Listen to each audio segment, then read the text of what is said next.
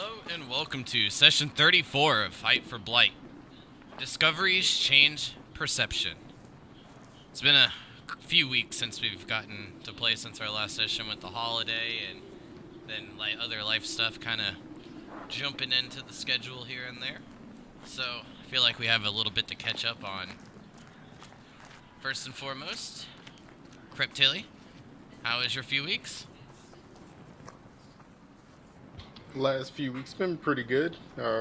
Thanksgiving, me and Mike Banker got to do some camping, so that was sweet. Yeah, a little family time in between, Dope. but it's been pretty good. Anything you'd like to add on to that, Mayvara? Not really. Yeah, camping was really nice. Just to I had no service, so I was like completely unplugged. Bet you that felt nice. It felt amazing. I had to use an actual map, like on paper, to drive to the liquor store. So that was fun. Nope.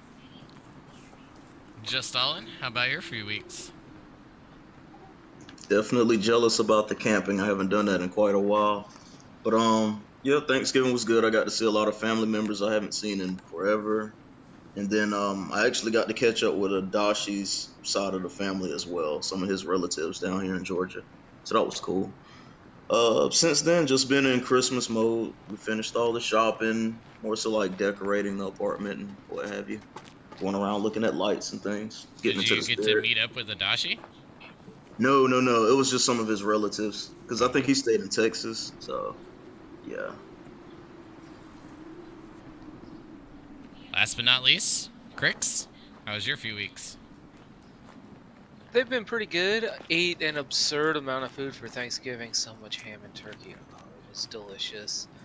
Other than that, work's been insanely busy. Lots of weddings, and now we're into Christmas party season. So that's just been going 1,000 miles an hour lately. But yeah, good stuff. I did forget to add something, which is that It's too late now. I'm just no, kidding.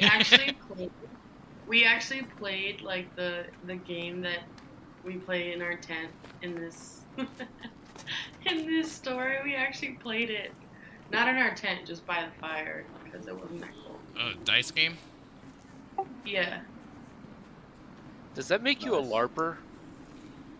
Technically, yeah. I don't care what it was. Shit was fun. That's cool. But we just kept betting like chores and like things we didn't want to do. Perfect. I was just about to ask if anything was on the line there. Yeah, each bet was like, okay, so if you drive to X place, then I'll do this and whatever. It was fun.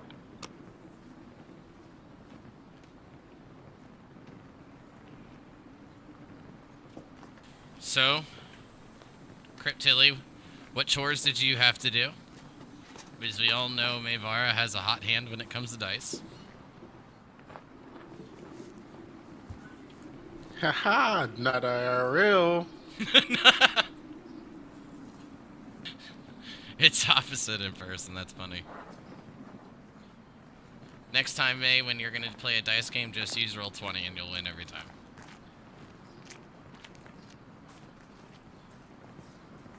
It's true. I have so much better rolls in person.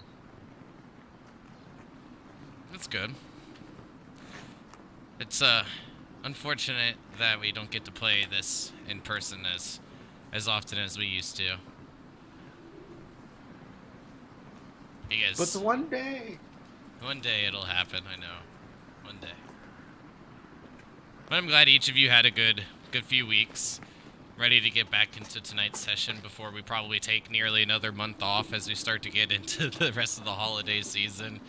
So I do imagine the game to be a little bit more sporadic just around this time of year as it is normally.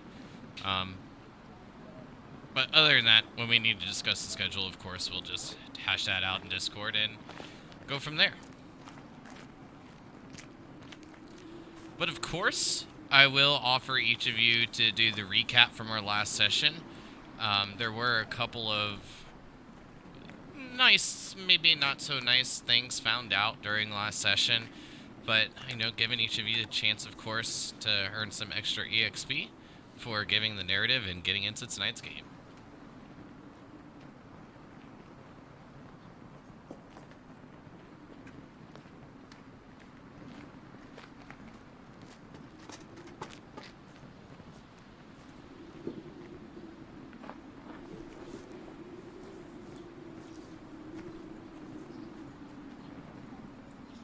Nobody? Well, I guess due to crickets, I can try to start us off.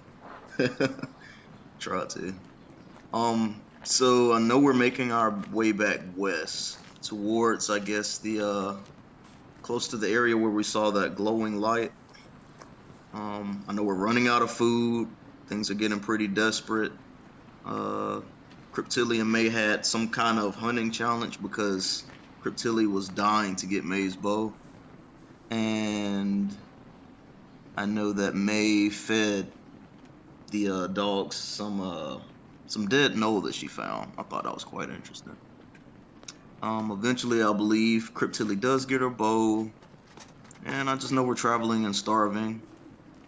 We come to a maze, some form of ice maze, and in the center we see Silverwind. And unfortunately, we're not able to get any knowledge of where what's our brother's name? I want to say Trevor. I can't think right now. Vieric? Yeah, Lord Vieric. We could not figure out, what happened to Lord Vieric, but it's not looking good at this point. So we don't know if he's dead or just disappeared or what have you. And I think there was some dead soldiers around too, so that was pretty foreboding.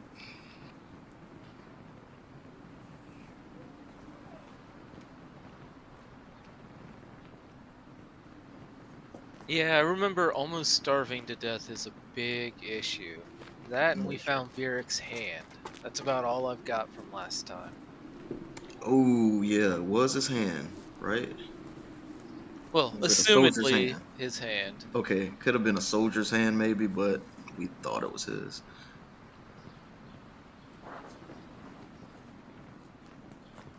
Yeah, we found Silverwind in the same place. So that sucked. Now, there were a couple of signs here and there. You did find the symbol of Blight, the same one that each of you have, pierced through, as Cryptilli put it, some sausage fingers of a creature.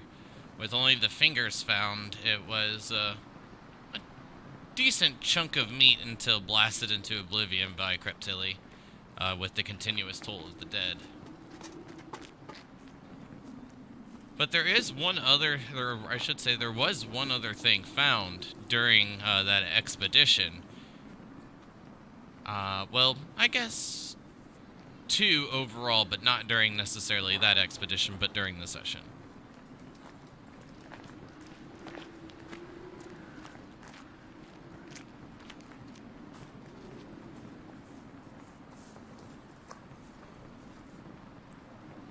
But from the sounds of it, no one remembers what that is, or what those things are. So hopefully it doesn't become relevant, and if it does, then maybe it'll jog a memory or two. But let's get into tonight's session with this. As we continue our story on an unknown date, with it being close to a week's time since leaving Vivek's tomb, a lot of clues have been uncovered about Vieric's solo travels to the south. While some of the signs seem grim, there is still hope that Vieric is alive, since his body wasn't found. Only a hand, presumably his, in Silverwind. However, as each of you wake up this morning, a bit of relief is heard almost immediately. As your eyes open, your ears are met with the sounds of silence. The wind's roar has passed over the night, and the weather outside is calm. Of course, as you mentioned, the food is getting close to be on short supply, but thankfully, a previous foe, a northern knoll, was uncovered that provided your dog sled team with some meat and sustenance for the next couple days. However, problem after problem seems to be emerging since leaving Blight. Thankfully, North Point is close.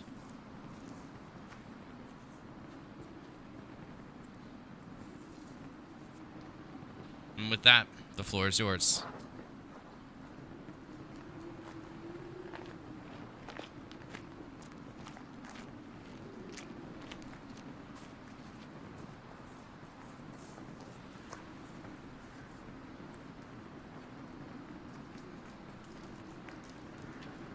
What is your plan and what are you doing? Fresh new day, meat has been found, a little bit of the pressure lifted.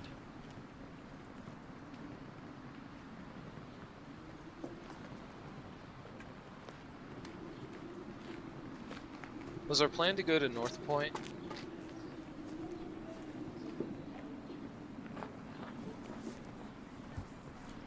I believe our plan was to go to North Point, hopefully gather some supplies, and then check the tomb. Right, the creepy tomb that might have something to do with the dragon. We're searching Good old this area. Cillian. Right.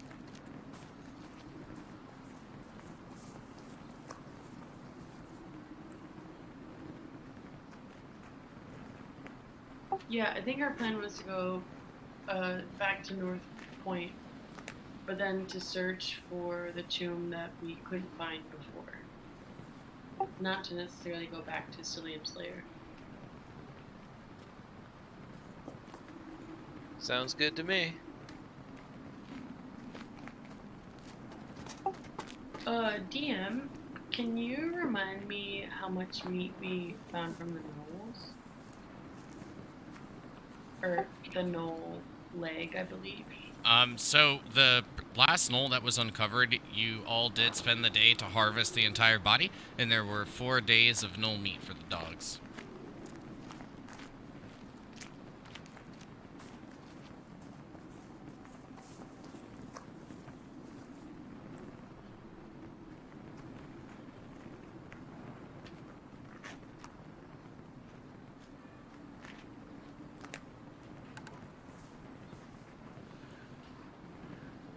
Before we leave, let's search the eye structure, make sure that we haven't missed anything.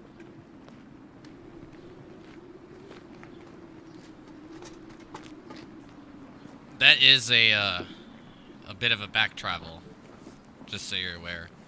So after you've finished with the ice maze, you all continue down for a good part of the day, and then making your way back to get to that first knoll encounter.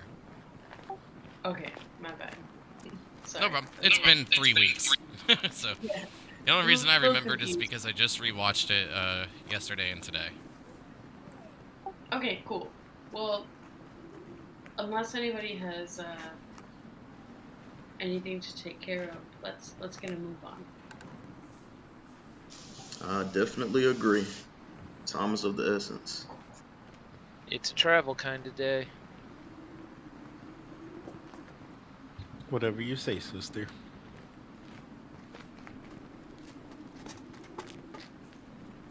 All right. So after packing up camp, loading up the dog sleds, grabbing the reins, and taking off, with the weather being quite calm, the wind is definitely not missed as the travel speed seems to hasten a bit since the wind isn't whipping at each of your faces.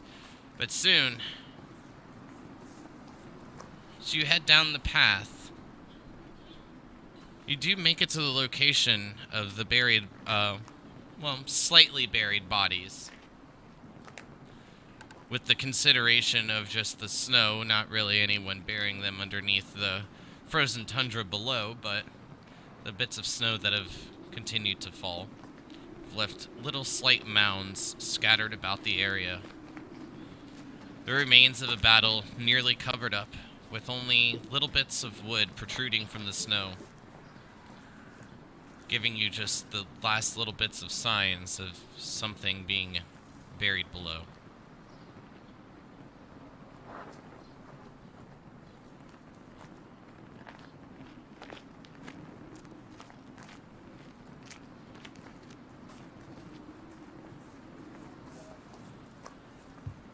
I don't think I had time to do this the first time. So as we pass by and I see the mounds, I know our plan was either to harvest the gnolls that gnoll meat that was around there or the people. But since we didn't have to do the people, I want to say a quick prayer for all of them as we ride by.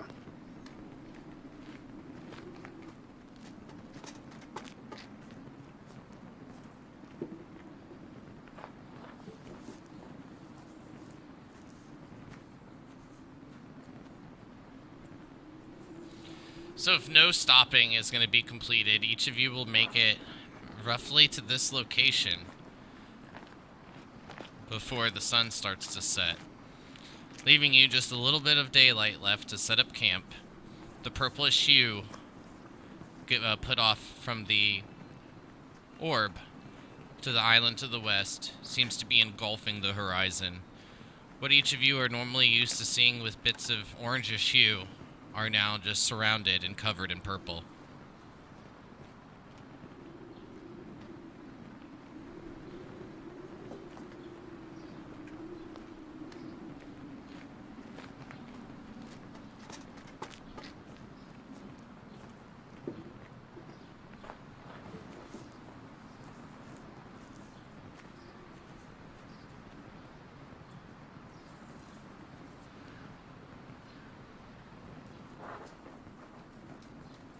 Is there any kind of indication of the source of this effect? What do you mean? No, never mind. I realized what I just asked. Never mind. I confused myself. To be fair, you confused me too.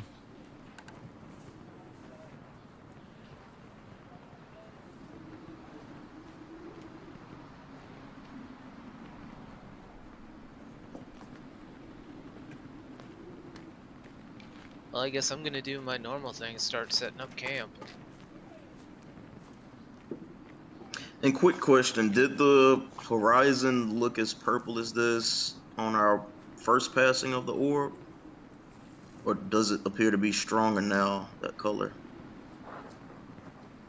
It does seem to be a little bit stronger.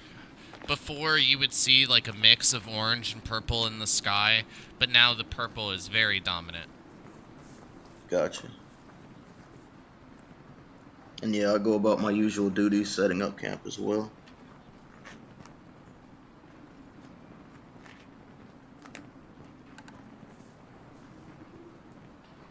Any hunting from the two sisters, or will tonight be a take it easy night since finding a little bit of food the previous day? Well, yeah, the previous day. No. I'm gonna go hunting. Cryptilly, you're welcome to come with me, but I just feel it's important to make sure we have enough food. Yes, for sure. You should definitely go hunting, and I'll touch Mavar on her shoulder, and I'll say, just try not to lose this time. I'll cast guidance as I do so on her.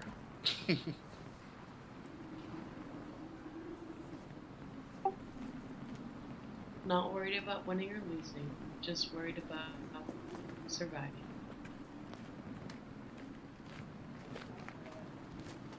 Sure, sure. And I'll set off in the opposite direction.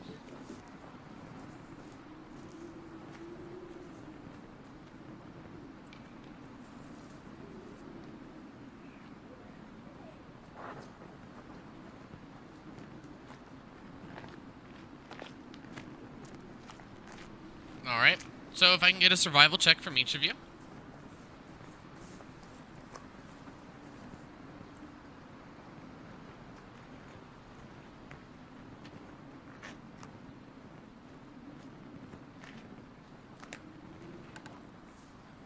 After about 30 minutes of searching, each of you find it fairly certain there is no fresh tracks in the area. There's not many trees or, well, really any sort of food source nearby. Perhaps this place is just bare.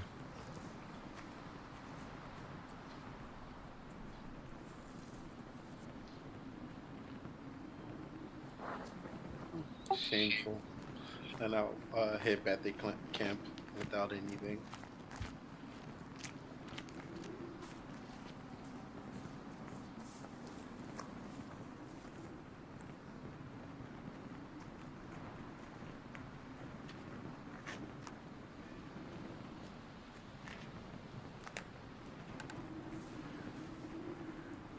May you give up as well, heading back to camp? Yeah. Got it. So Crix and Just Stalin, as each of you had spent about an hour making sure that the tent's set up, the fire's going, the dogs have been fed, and, you know, the normal routine of getting ready to rest for the night. After that hour, you do both see May and Cryptilli both returning. Ah, sisters, how did your hunt go? Doesn't look too great. Seems like I'll be divvying out the mayonnaise again. This land is bare. Those poor dogs. At least the dogs have food. We have to stick to our rations for tonight.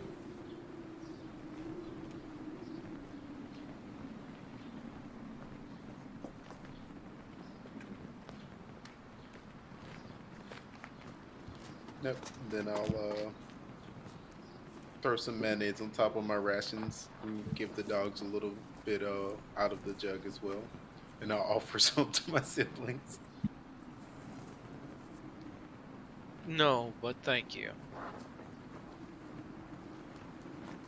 Yes, please. Guess I'll smear half of my rations with some just to try it.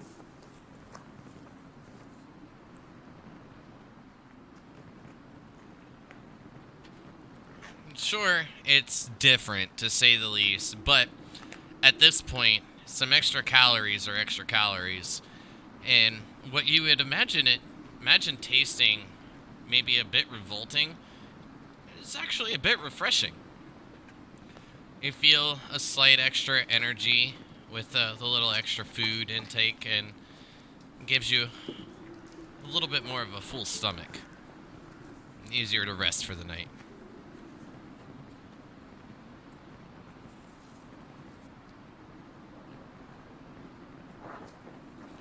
Crick, since you didn't partake, you of course feel satisfied, but that little extra filling, if you will, seems to just kind of top you off.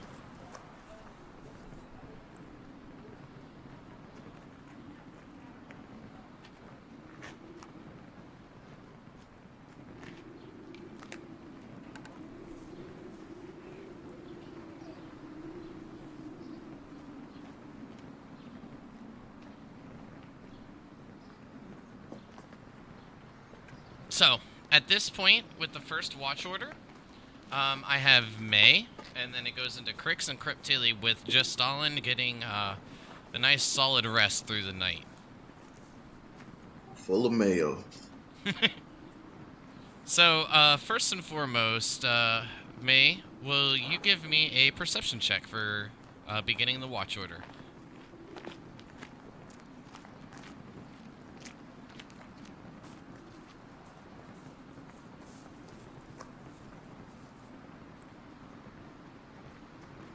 So during the night, it's not as dark as you would think. The orb off to your west is giving off a bit more light than what's perceived during the day. However, you catch little glimpses of creatures, these silhouettes blocking out the portal, creating just this shadowy figure, dozens of them flying about the area. This is maybe 50, 60 miles away. It just seems like a flock of birds.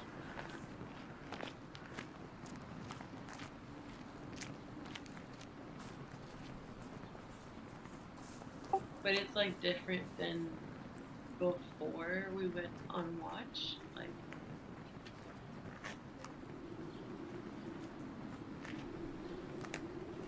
Maybe, maybe not. But no one was really mentioning much of looking around.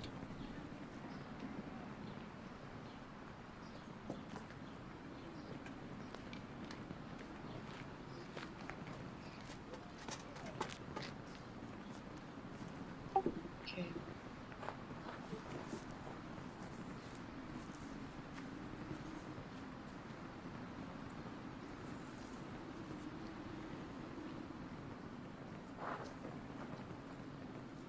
I suppose I'll let my siblings sleep then.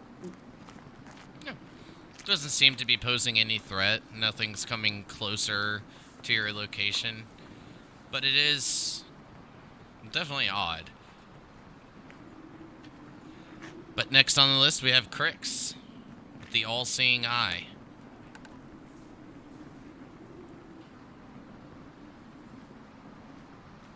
What do you need, a perception check? Yeah. I can do that.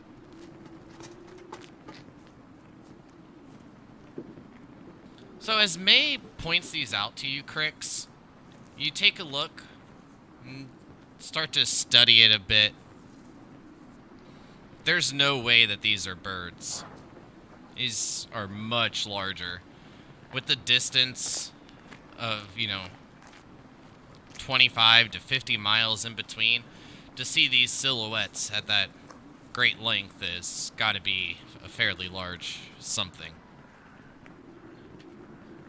Yeah, they'd have to be gigantic.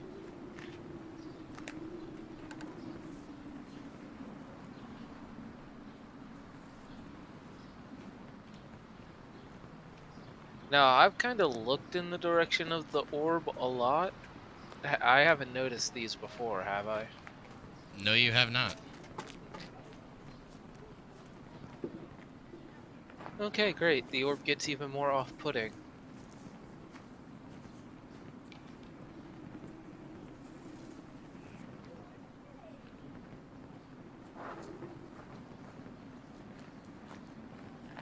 But with counting a dozen or more of these silhouetted creatures flying about, they don't seem to get any closer. But you can tell that they do seem to get far away once flying behind the orb and then disappearing from sight for a few moments' time.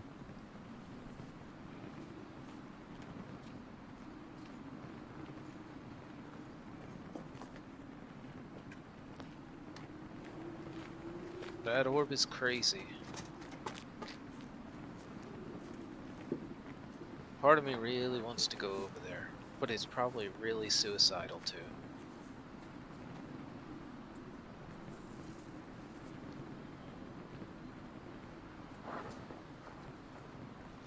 Do you do anything else during your watch? No, just do my patrols and keep an eye on the orb. Probably a little more focused on the orb than I should be, but just looking for danger.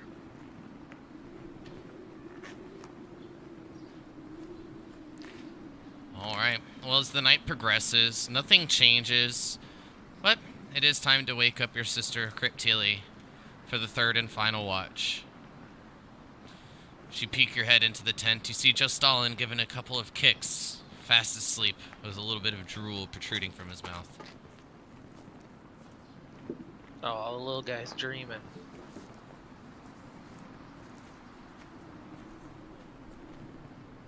As I wake up Cryptilli, I'll let her know about the giant birds around the orb.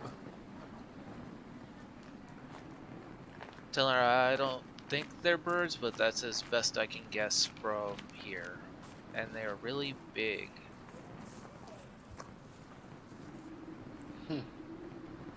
Be strange if those were dragons. I'll think to myself.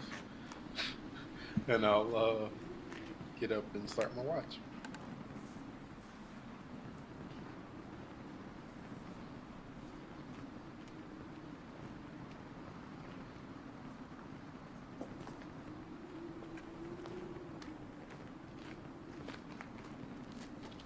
Alright.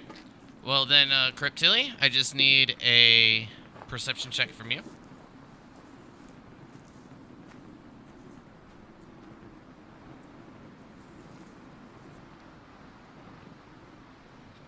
Keeping a bit of a closer eye about the area, you notice a couple more details. The creature's wingspan, of course, is quite large. They definitely have a tail. A long, skinny tail seems to be hanging from the backside, and you do catch what seems to be about 4 legs.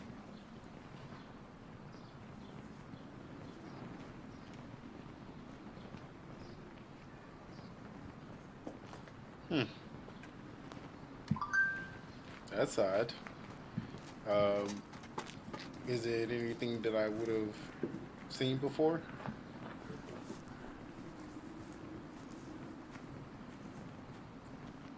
Well, there's only a few creatures that you know of that kind of fit this description. Of course, as you stated, dragons, griffins fit the description, although not quite as large. But with this portal, I guess anything is a bit possible. And I'll shudder at the thought of multiple dragons. And I'll just keep my eye towards the portal and around us. Oh yeah. While I'm keeping watch, I'm gonna take the symbol that I put onto my crossbow, and I'm gonna take it and put it back on my necklace.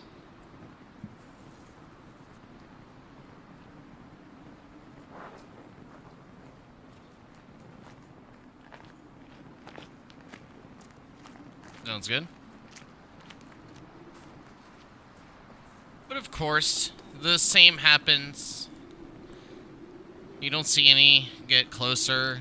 Of course, you see them get farther away as they disappear behind the purplish orb. But the rest of the night is undisturbed. The weather remains the same. Bit of a wind, a little gust, slight gust here and there, but a nice calm day nonetheless. As the sun begins to peek over the eastern horizon, you know it's time to get the rest of the family up and head out.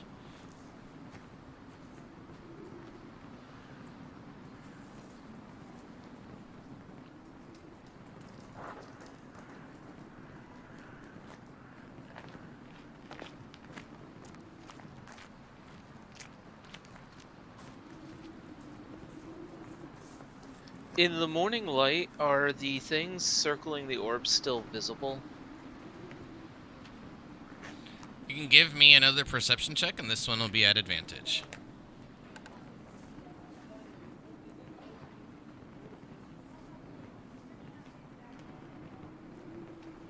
They are. It's definitely a bit harder to see.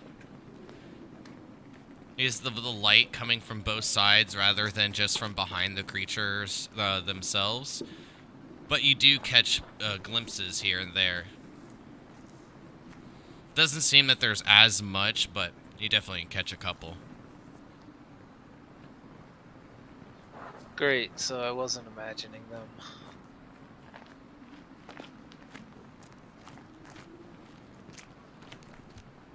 Nope, I saw them too.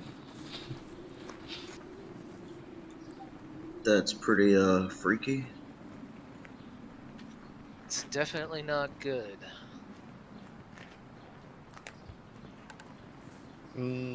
I just want to stay away from them. Though, it'd be cool to ride one.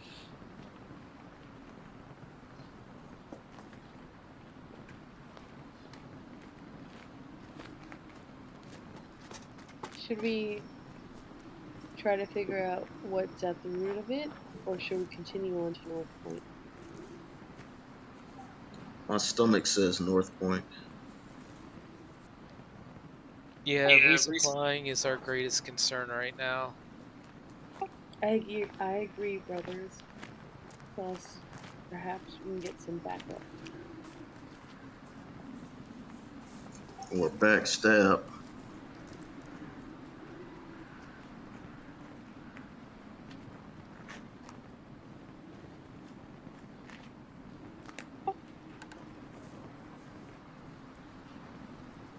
So after marking down your rations, all that good stuff for the morning, packing up your camp, loading the sleds, each of you going to continue down south towards North Point?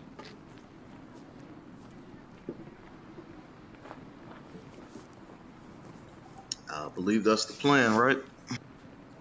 Yes. Yes. Indeed.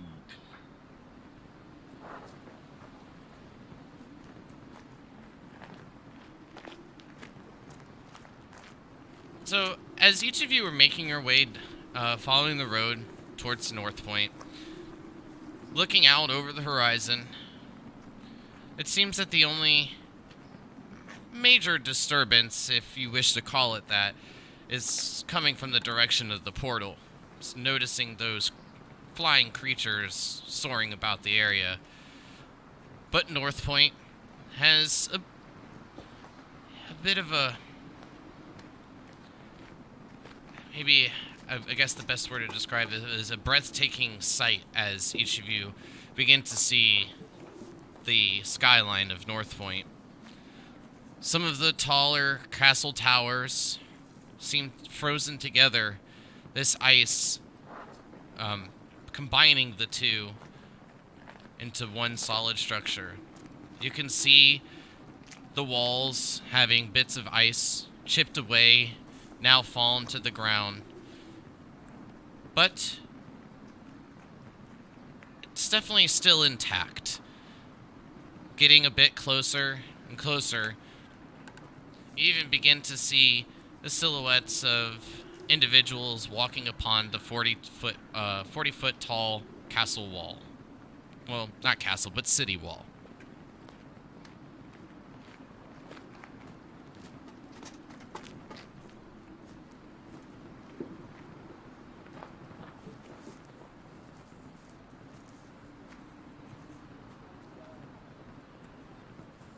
Continue to get closer.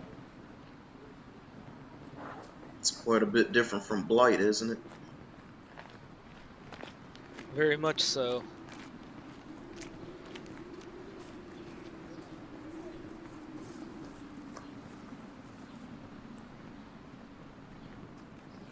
Well, while the cities are very different, there are some similar aspects to them. The road leads to a portcullis that you see is closed. The walls surround the city, the walls leading all the way to the coast, and then wrapping around to the south, which each of you know wrap around to the other coastline, leaving a little bit of breathing room if ships were to look to leave North Point.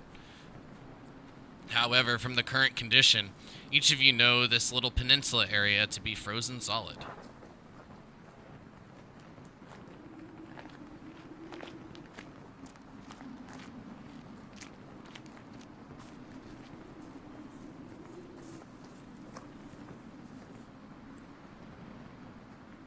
Are there any guards at the closed portcullis right now? Not that we down can see? upon the ground, but you do see a few patrolling amongst the walls.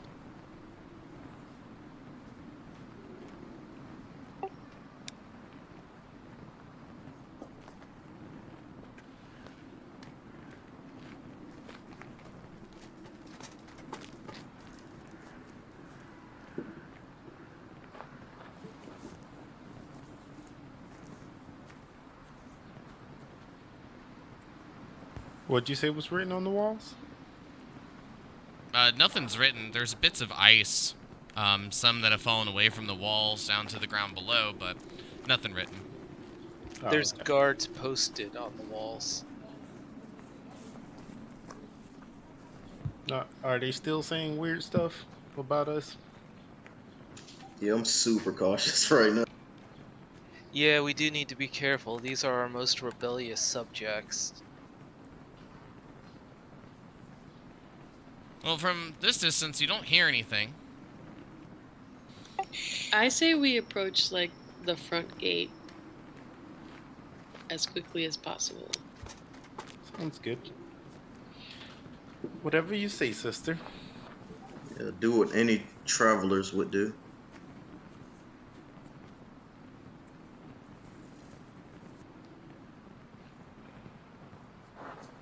Are we gonna try and stay as low profile as we can, or are we straight up gonna be the royals we are? I think we shouldn't try to hide who we are, but I think we should approach, with respect. A humble royal approach. Yes, agreed.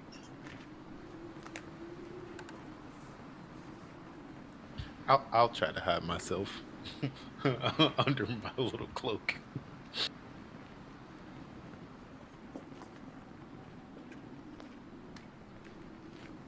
I'm not sure how familiar they are with the half-elf bastard either, though, so I may automatically have a lowish profile.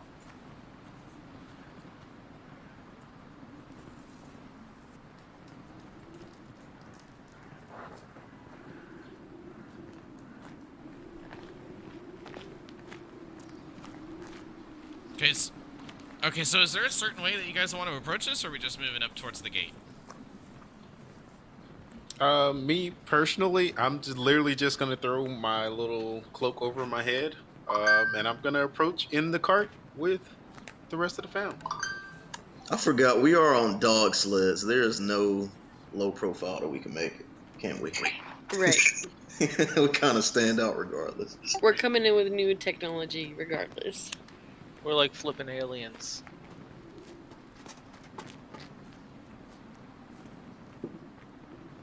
Alright, transparent and humble it is.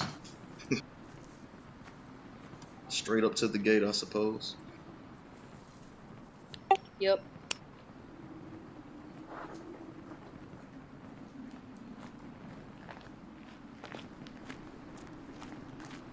Alright. So as each of you begin to make your approach towards the gate, see a couple of guards, two of them. You seem to catch their attention. You each come trotting up on the dog sleds. You hear the guard yell, "Halt! Who goes there?"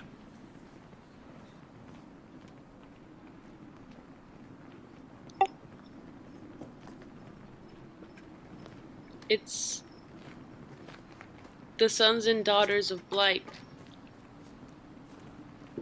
Our king's children.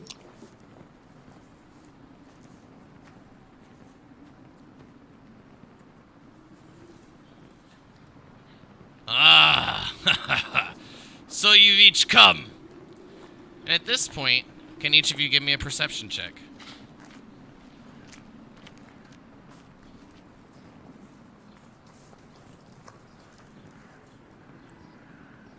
My eyes are open this week.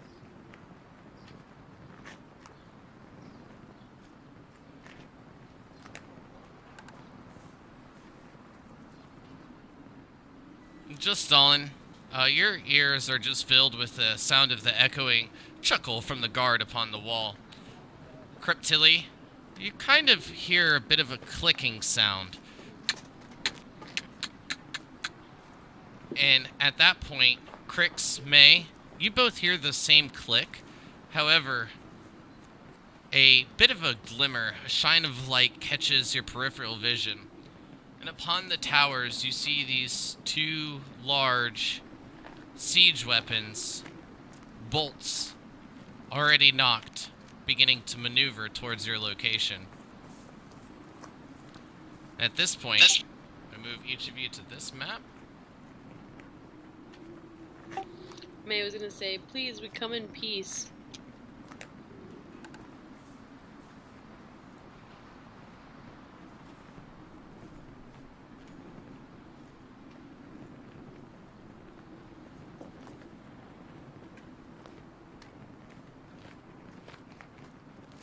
Alright.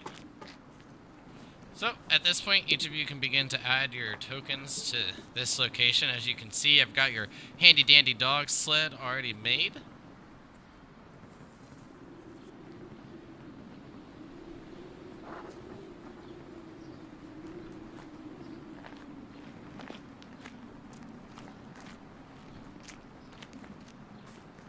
And of course, you'll all notice that your new artwork has been added to the tokens as well. Yay!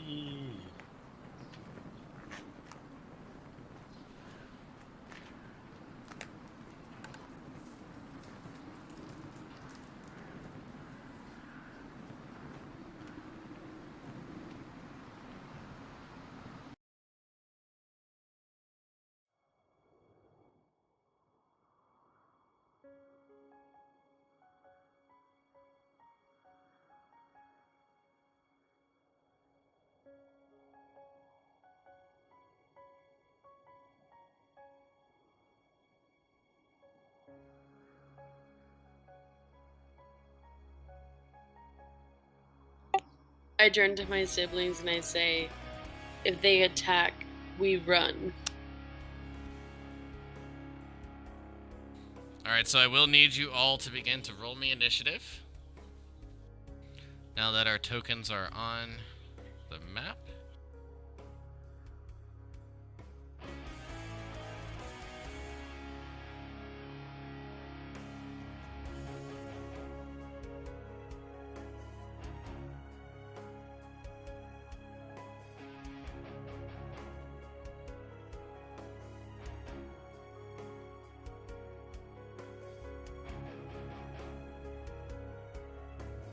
Got you added, Crix, and I'll throw you on there, Cryptilly.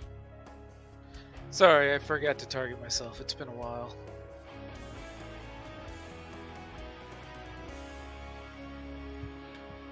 I say, what is the meaning of this?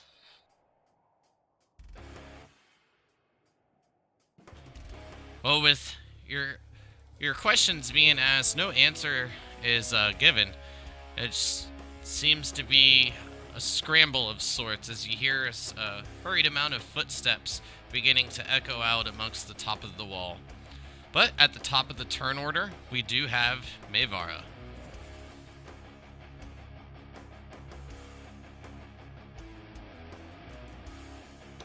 So I say again, we come in peace.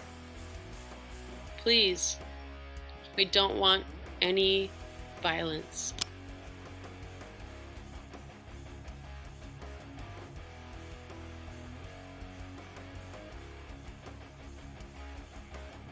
The only peace you'll have is be leaving in pieces. Ready? Ready? Fire!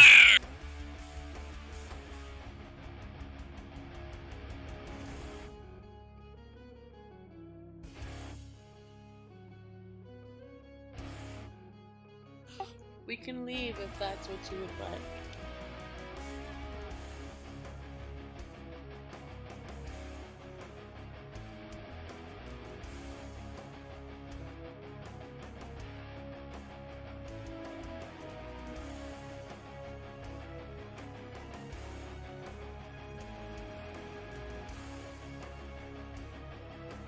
Make your choice, May. May's gonna draw her bow, but she's just still standing on the sort of like sleds of her dog sled, and she's not gonna shoot off an arrow.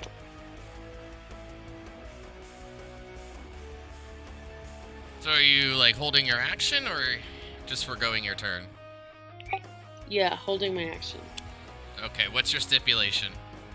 Sister, either we fight or we leave.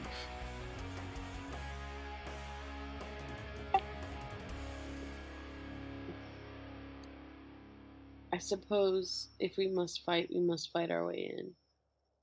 and she takes aim for the northern guard.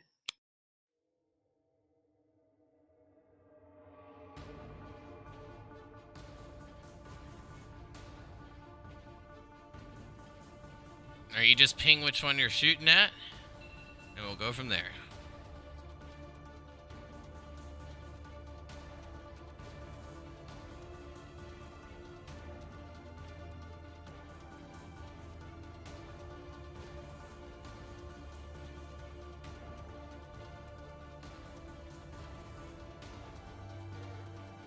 Yeah, side note, they're all northern guards. That's what I have them labeled as for their tokens. That's funny. Alright, so shooting for this one that seemed to be given any sort of response as each of you have made your approach. Go ahead and give me your attack roll.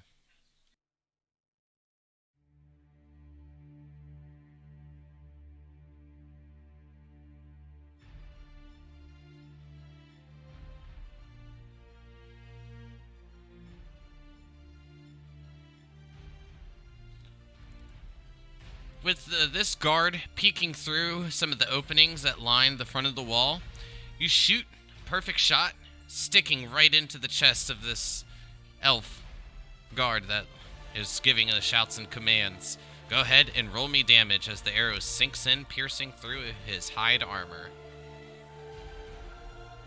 13 damage.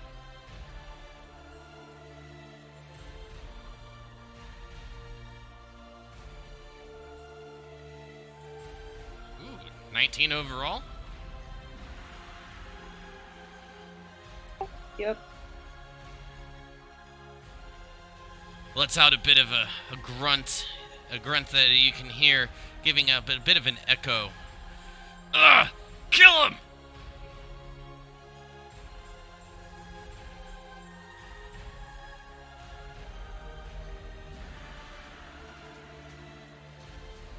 Anything else? I just like to shout, please, we don't want violence. Let us speak to your leader.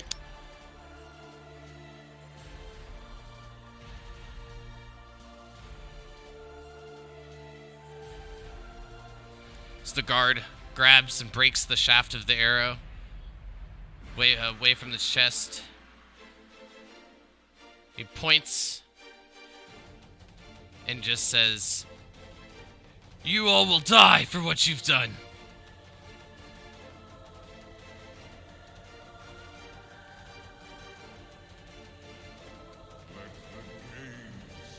And what is it that we've done? We've only just arrived.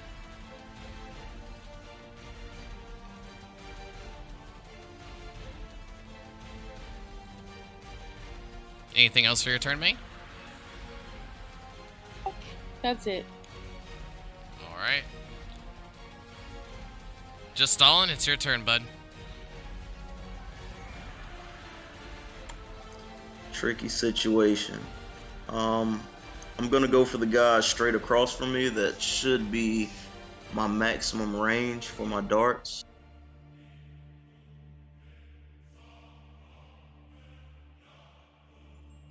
Yep, 60 feet.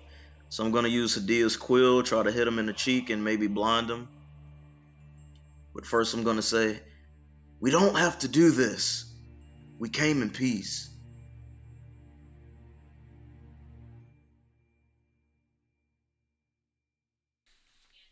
Dart throw. Fortunately, the 11's a miss. As it hits off the wall, you see a slight bit of ink be splattered upon the wall before it begins to dissipate, returning to your hand. Yeah, I'll throw another dart at him.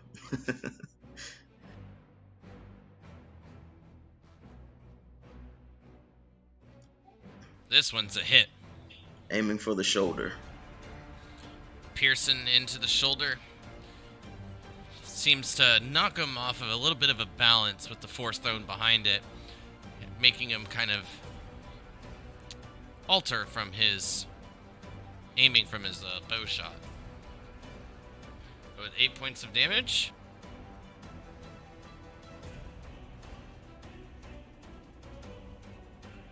Anything else? And after that throw, I'll just say, please listen to reason. And that's it. You should get away from them, lad. They're no good for you. One of the guards shouts out. I'm unsure which one gave the call. With so many of the heads poking over and your focus only being on one.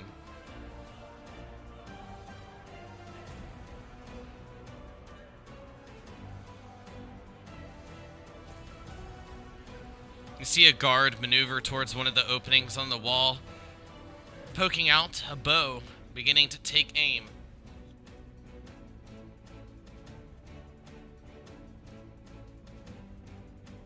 Shoots towards you, May, for a 17 to hit.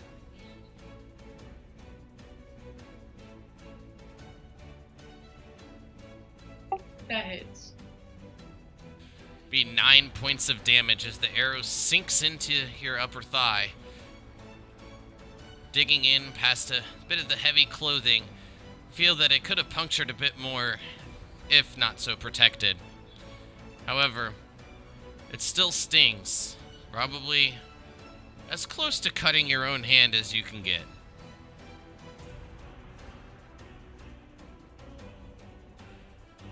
Then, off to the south side, you see this large ballista begin to rotate, aiming more towards your location. It shoots towards Crypt and just Stalin.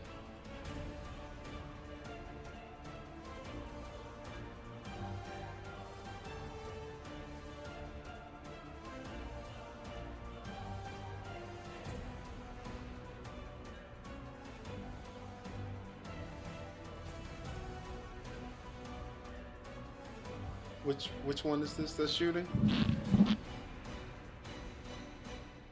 Probably the southern one. The southern one. Just trying to make sure I have the right stats because I don't want to use a homebrew version of a ballista. That's no cool.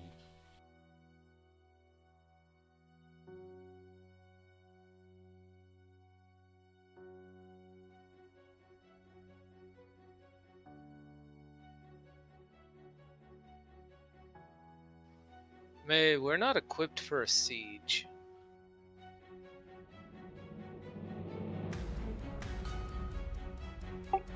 We're not. Perhaps we should run. Alright, and that's why I wanted to look up the stats from the book, because I thought this looked a little weird. So it will kind of rotate with the bolt already loaded and aim towards your location. That is Crix and Just Solid.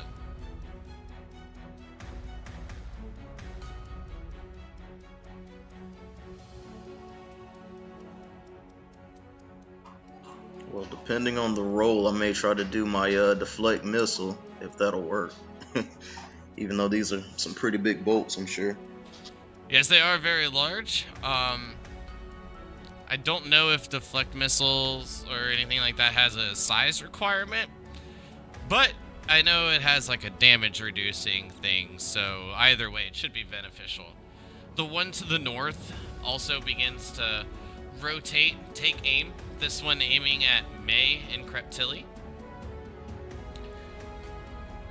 Then the one with the dart takes back aim with his bow, aiming straight for you, Just Stalin. It's a 17 for the attack as he shoots the arrow towards your location.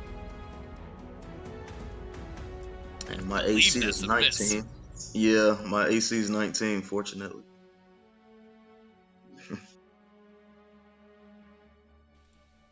Little duck behind the wall. Actually, I'll move that right here just so it's less obvious.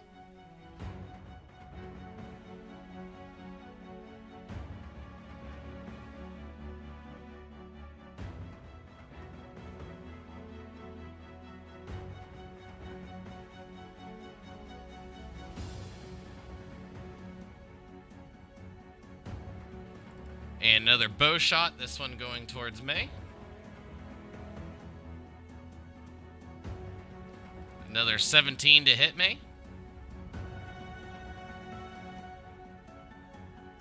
This one's for 7 points of damage as this arrow sinks in as well. And then we get to Crypt.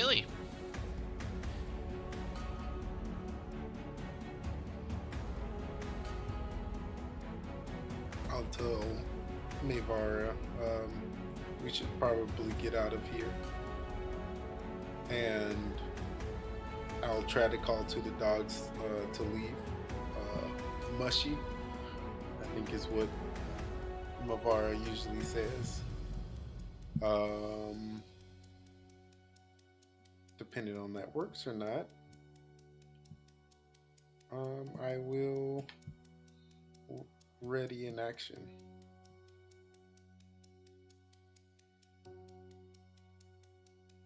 All right, what's your stipulation? If the dogs don't move, pretty much, then I will use a chill touch.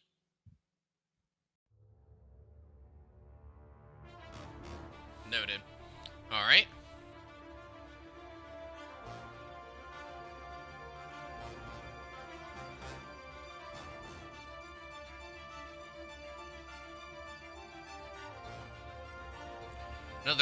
Another guard steps up towards the opening of the wall, takes aim, shoots. This one's going for you, Crix. It's a 22 to hit. That does hit. Take 9 points of damage as the arrow sinks in, finding just a gap amongst your armor. You feel the warmth of the blood trickling down from the wound. That stings.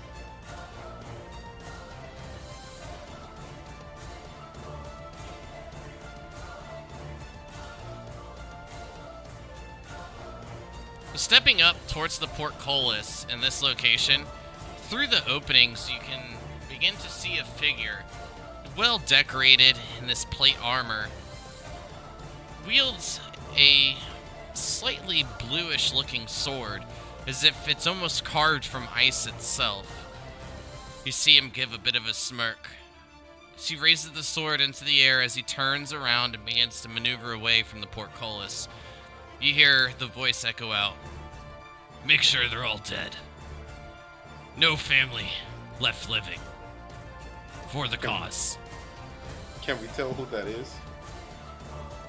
The voice does not sound familiar. From, like, sights and recognition, you would assume it's the second in command, since it doesn't meet Holland's description, the leader of North Point. You assume this to be a next in command if Holland is even still alive. Okay. And I'll yell out, you do not want to do this, for you'll make enemies of Blight itself. Drop your weapons and let us come in and speak. Blight is the enemy.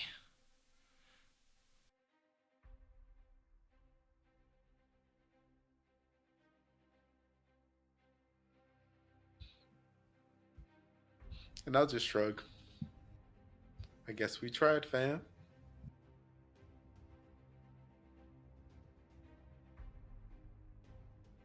Crix, that moves us to you, bud.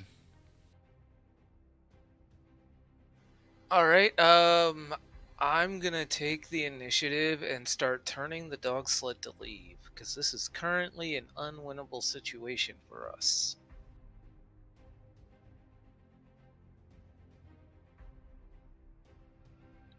No arguments here.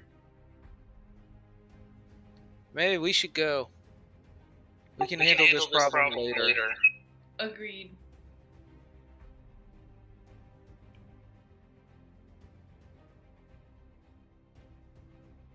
And attempting to flee will be my turn. The bravest thing I've ever done.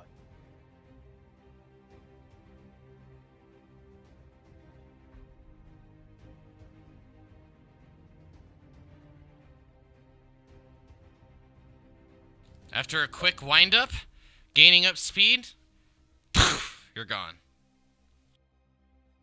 The other dogs, you can see them growing quite a bit restless, but as soon as Crix begins to turn tail, leading the other dog sled team away, after giving the command of the mushies to mush, the other dogs begin to follow, following your command, Cryptilli.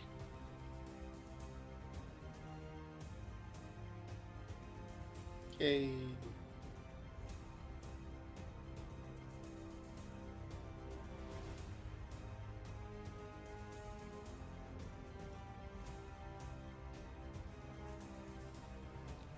And since with the speed, it's as each of you look back over your shoulders, you can see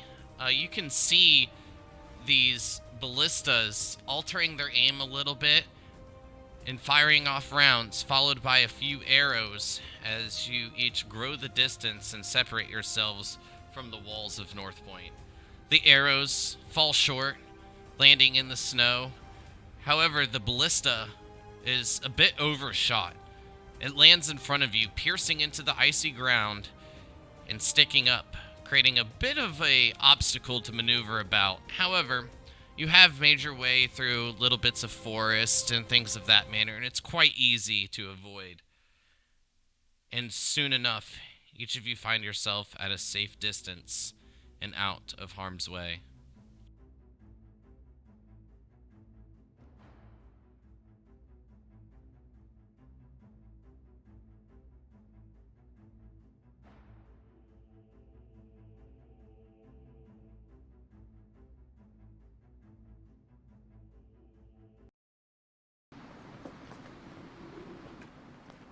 I'm going to move each of you back to this map.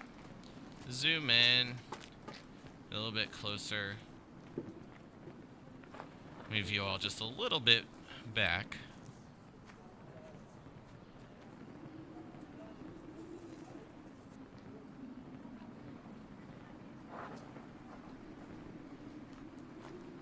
Well, I've obviously led y'all astray.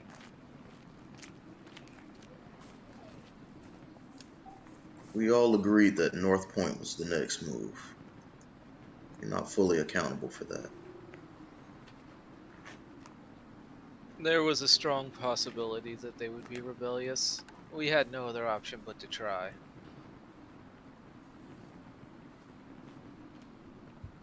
Agreed.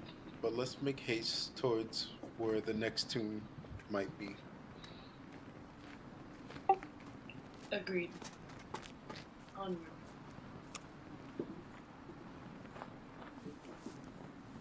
I'm not sure if I can do this while we're like riding in the sled, but if we can, I'll try to do a prayer of healing. Definitely a little bit hard to concentrate with the amount of bumps and kind of like power slides here and there to maneuver about the area efficiently. But it does only take 10 minutes if you all wish to just stop and, you know, cast it. Yeah.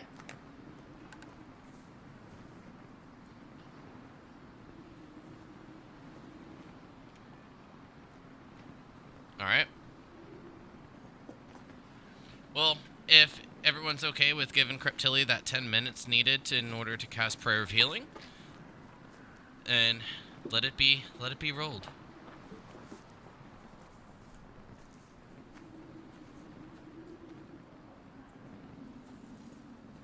Then Tilly will mutter words of weakness.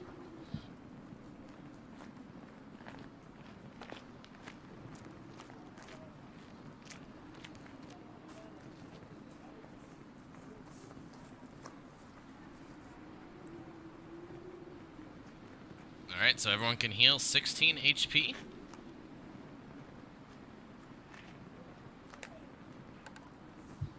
My first not bad roll. Right?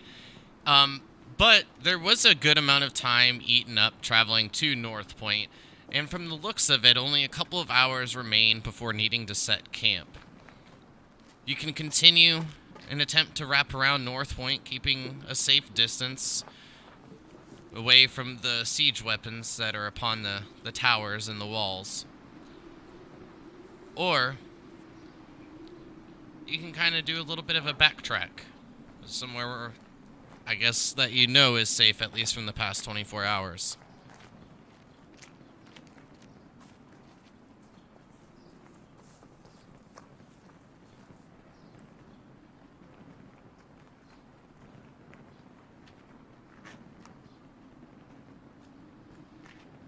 I'd say press on towards the statue and the tomb. No sense backtracking now. Just give the city a wide berth as possible till it's time to make camp. Same.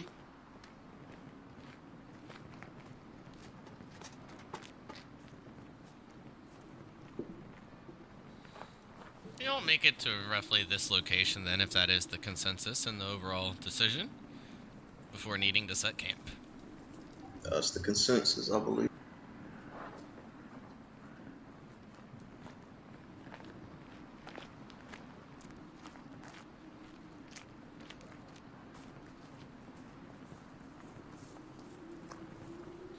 Well, with being roughly about 10-15 miles away from the walls of North Point, each of you begin to set up camp, getting ready for another night.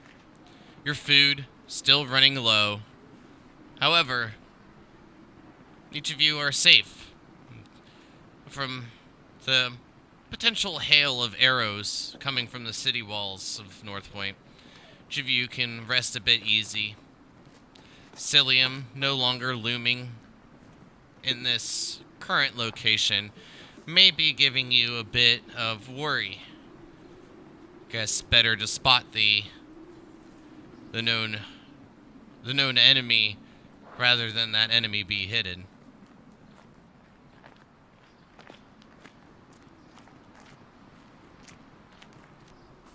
But with the date still unknown, as each of you begin your watch order for the night, I will need a perception check from each of you on watch. Starting with Mevara, and then Crix, and then Cryptilli. Nice roll, Cryptilli. Okay, that's not surprising. Guess neither is that. May, it's quite easy for you to notice the flames protruding a little bit of light coming from the walls off in the distance of North Point. It seems that your prior day's disturbance to the city has alerted the guard quite a bit.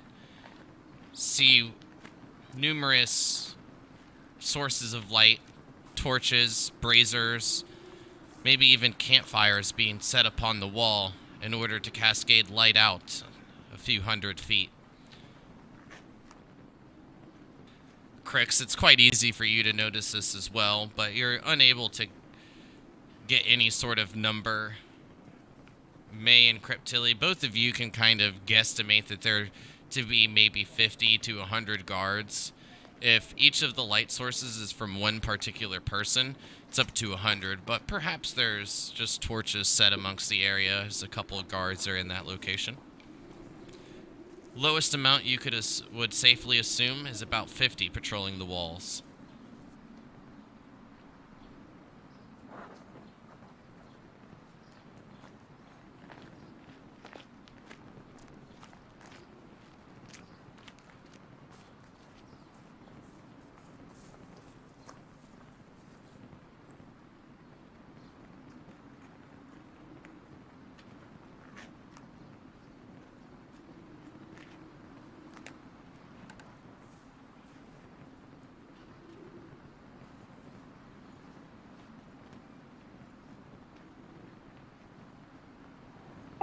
We need to keep our distance.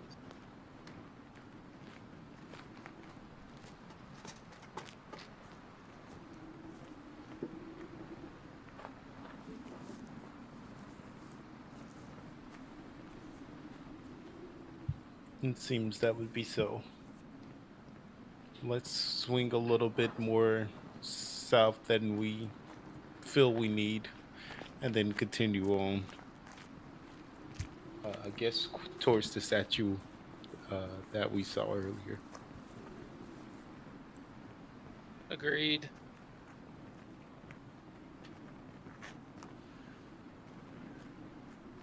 Another ration, another day of dogs meat marked off, keeping a wide berth from North Point, just attempting to keep your location as hidden as possible.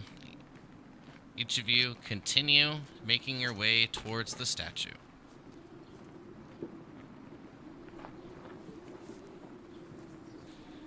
Get about to this location, just nearing midday. Each of you can see the incline of the snow leading up towards where you know the statue to be. With the clear day, each of you are making quite a bit of headway, transversing across the snow very quickly. After your little altercation at North Point, things seem to be a little bit more at ease. Continuing on up to the north, getting closer and closer to your destination. Go ahead and take our break here. Be back in about 5 minutes. Yeah. Be right back. Cool.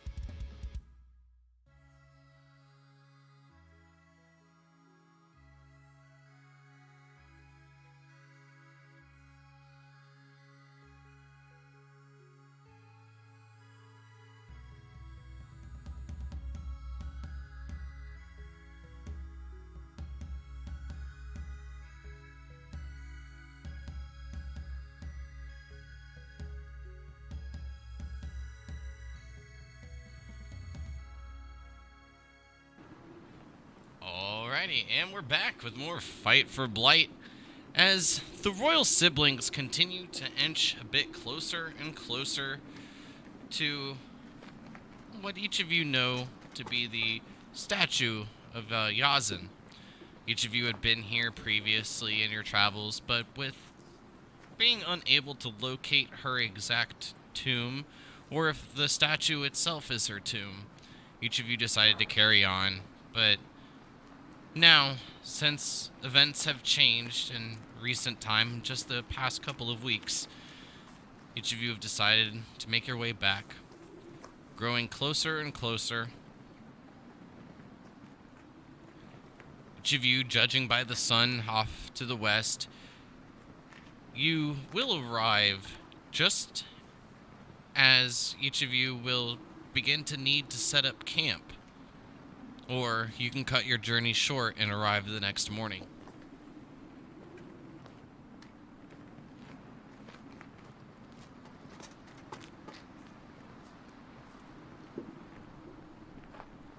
I opt for resting for the night.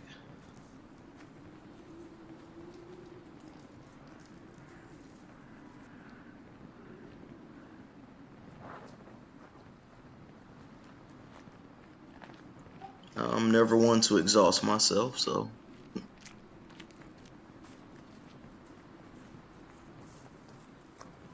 Likewise.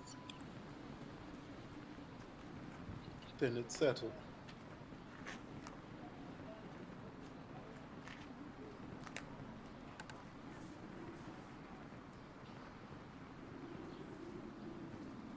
Alright, so setting up camp just a couple of miles away, each of you can begin to make out the slight silhouette of the statue that rests just upon the north point of the coast and overlooks the frozen ocean towards the orb and island off to the northwest. But after setting camp, getting everything ready, already marking down your rations from the morning, finishing up a little bit of scraps to tide yourselves over for the night. Each of you have, I believe, 1 day of dog meat left before completely running out once more. The rations are getting lower and lower as the days move on.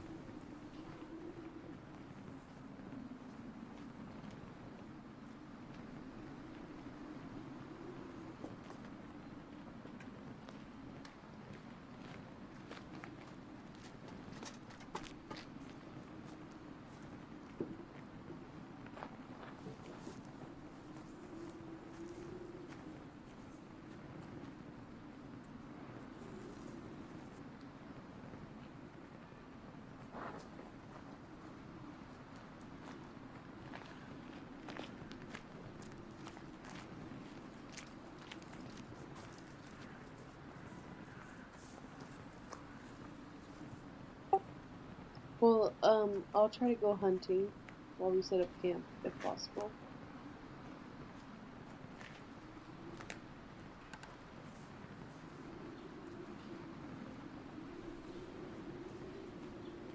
Yeah, if we have time, I'll join as well.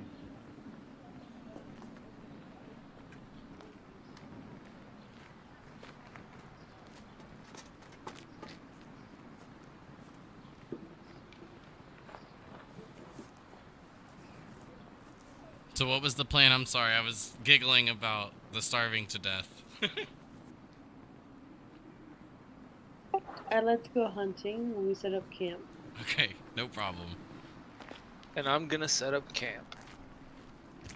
Yeah, and I'm gonna set off in the opposite direction as me.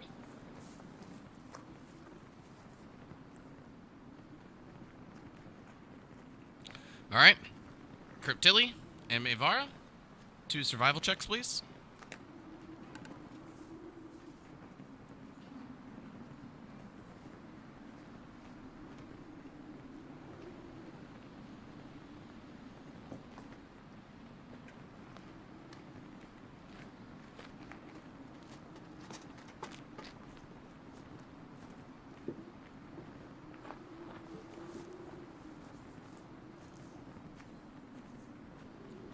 So, unfortunately, Crypt, you do not locate any tracks or anything. You take your chances going towards more of the coast, but unfortunately, these are major cliff sides with vertical drops reaching from anywhere between 60 and 90 foot down. May, you have a bit of luck. To your surprise, you do find something a bit beautiful. A very, very large snow owl. It's landed upon the ground, and you see it maneuvering its beak through the snow, bit by bit, as you get a tad bit closer, creeping up. You can see strands of flesh from the owl's prey that it has just captured.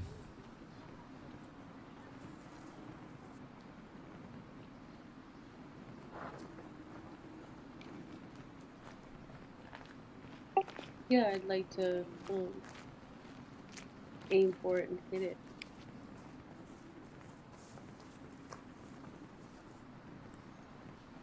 Go ahead and give me an attack roll.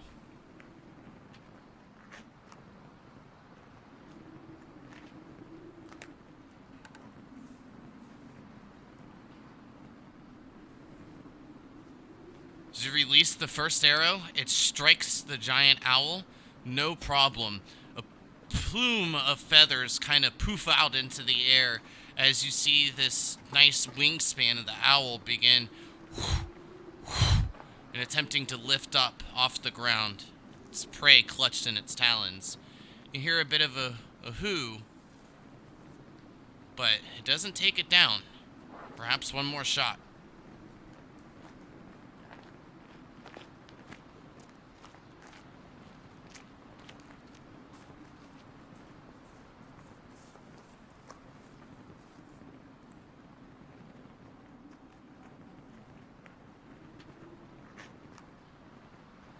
The arrow's a miss, and the owl is slowly maneuvering away from you. But you do have plenty of range. You can attempt a couple more shots if you wish.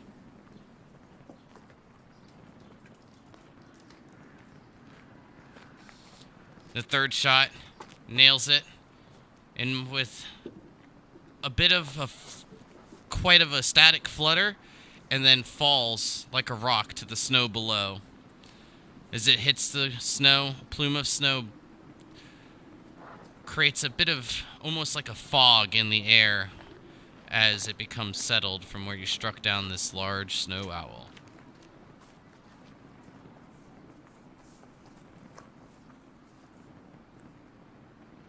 I go up to it and see if it's still got its spring in its paws. It looks to be the closest to like a rabbit, but with it being ripped open, the fur stained red with blood, bits of small intestines hanging out about the area. It could have been a smaller type of rodent, but from your previous experience, it's more than likely a rabbit. So I cleaned it up a little bit, just so I'm not trailing blood and guts and stuff. And I do the same for the owl, and then I head back to camp.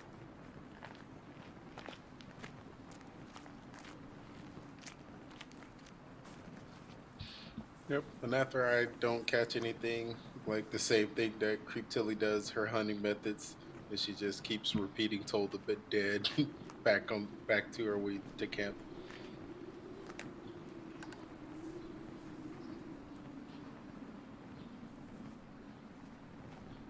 Well, about after an hour passes, both of you return to camp. Just all in Crix, you do notice that May has this very large bird draped over her shoulder. Clutching the talons, you can see the wings kind of hanging down, even touching the snow top from time to time. That's the May I know. Congratulations. Good work, May. I'm just grateful we can eat tonight.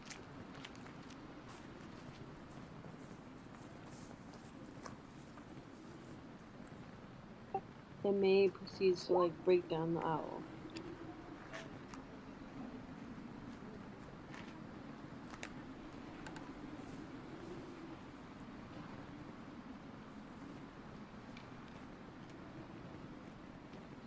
After finding a letter attached to some poor elf that'll never go to wizard school, you burn it.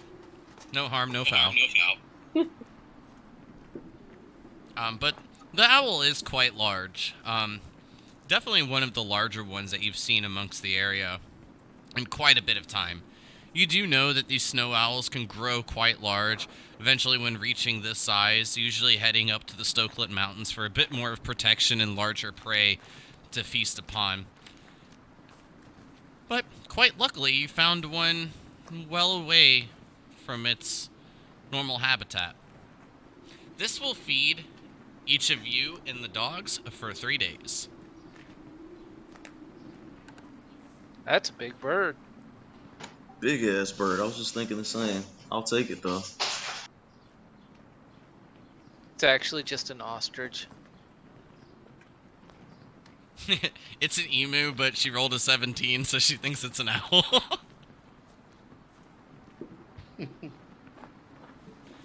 Oh, that'd be funny. But no, it's just a giant snow owl. That's good. We really needed that. To give you guys a bit of perspective, like Little May is considered tiny, so it eats up about 1 square. But this one, like Giant, I believe, eats up 3 squares. Now, if I put it on the map here, it'd be like, 75 miles wide because this is a little bit larger of a map, but it's a fairly large creature. Noise.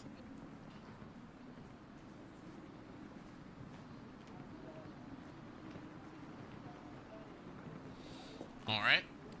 But after securing some food for the night, replenishing your rations, even though it's small, every little bit does count. You can continue your journey the next day.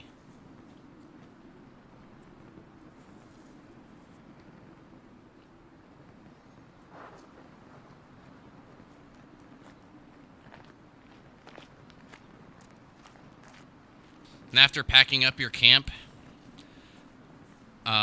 getting aboard on the sleds and leading the dog sled team up to the north, each of you will reach Yazin's statue in roughly an hour and a half's time at most. Oops. There you go.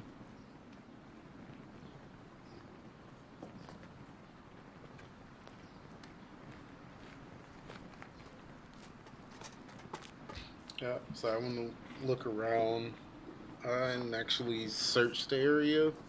Since we didn't do that last time, we just kind of looked at our hands and seen where it was pointing and kind of left. I actually want to search the area. Kind of like we did the first one, where we just kind of combed a lot of the area. Well, See if this there's statue anything. did have a bit of an investigation team, an investigation go about it, digging out the snow, finding the plaque that with the words, I believe it was something along the lines of, "Here lies Yazin." Can't remember the exact phrasing, but I do believe "wherever you may be" was part of it. I'm gonna look back into the notes and Yep. double check. I do remember that.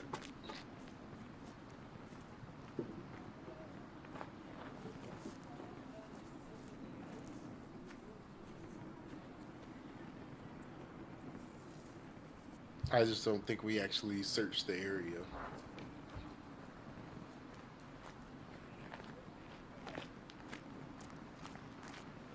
Maybe the entrance is under the statue. Yazin Grimhearth, may she rest in peace wherever she may be.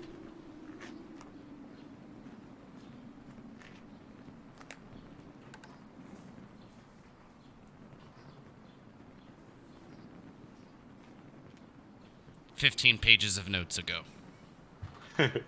True. Um,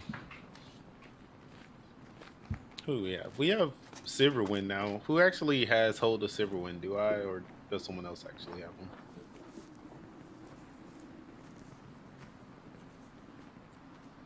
I don't believe anyone ever stated on whether they were taking Silverwind or not. And I don't mean like with you, I just mean with that in particular person.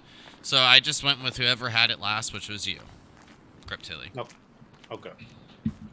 In that case, I will see if he can give us any input on where Yazin's tomb might be. I'm sure he'll be helpful and not cryptic. This is it, Cryptilly. Never found her. This is all we could leave behind.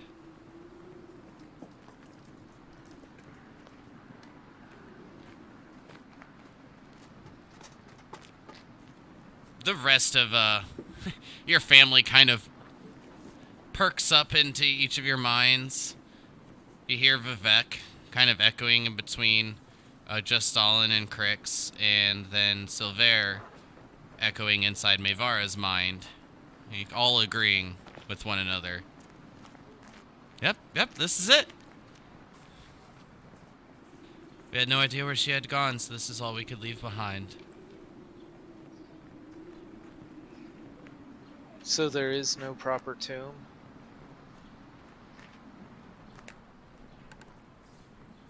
It's about as proper as we could make it, my lad. No, that's fine. With that, um, Cryptilly will walk up to Yazin's statue, and then I'll actually put my hand on her shoulder, close to the mark where I might have shot her, and I'll just go.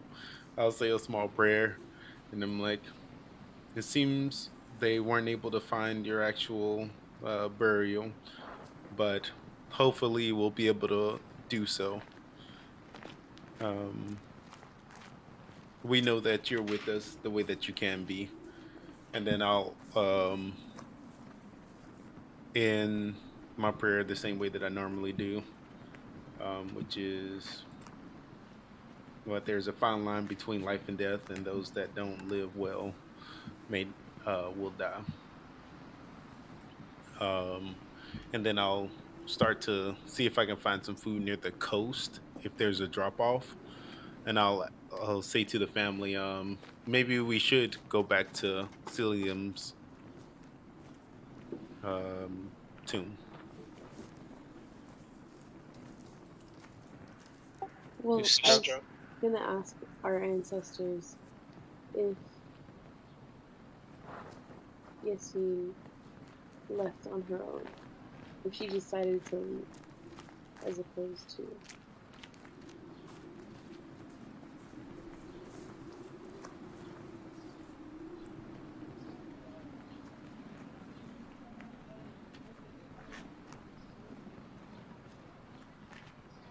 And I'd like to ask Silver that.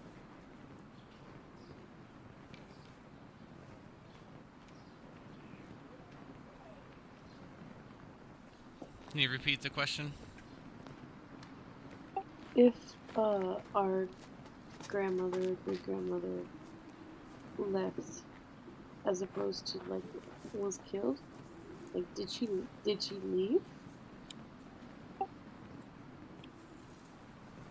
Yes, she had gone out to follow some others, but never made her return.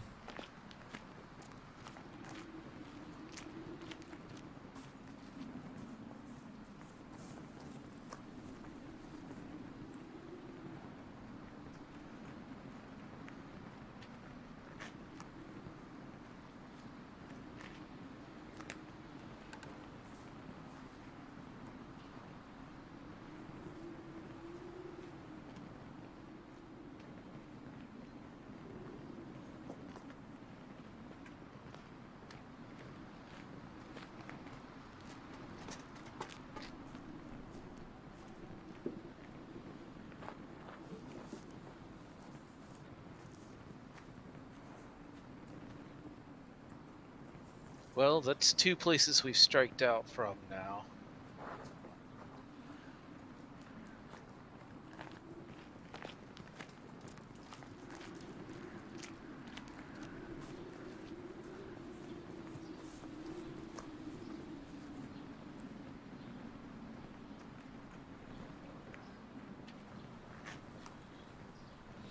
It does seem that things are getting a bit dire.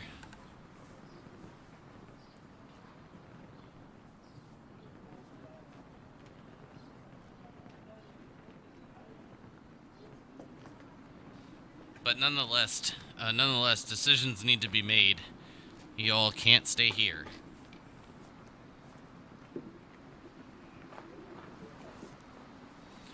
I guess technically you could, but I mean, it's a life or death matter.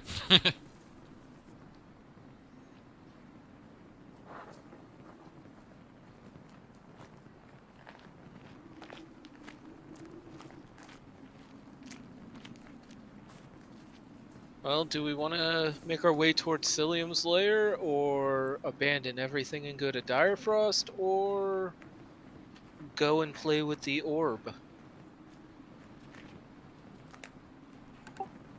I say we go and play with the orb. Heck no. I'm not crossing that. Yeah, that shit's scary. Nah, son. um, like my thought is, let's literally walk the coastline for a little while, try to get some food, and then let's check out Cilium's lair. Cause like, worst case scenario, we fight a dragon. Best case scenario, we find Yasin's bones or a baby dragon.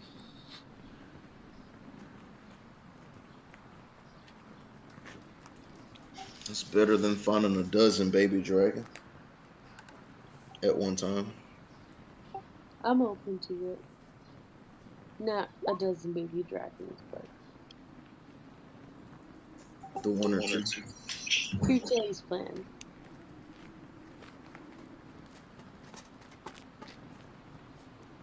And then I'll look at Navarro and say, though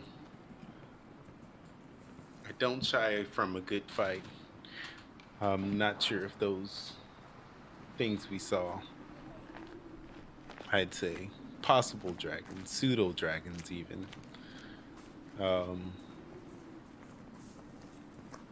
will be a good fight.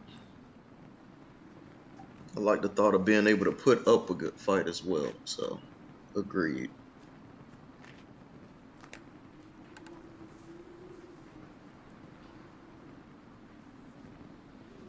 So, Cilium's lair it is.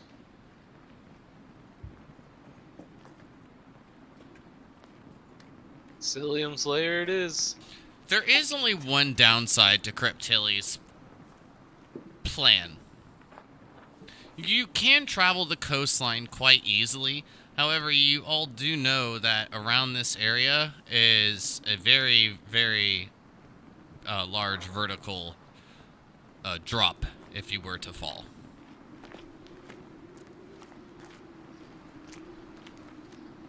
If we were on foot, that might not be a problem, but with the sleds, that's a risky maneuver. Yeah, for sure. I was just thinking maybe some crab would be on the coastline. Um, but I'm sure there might be something hiding or dwelling in the cave.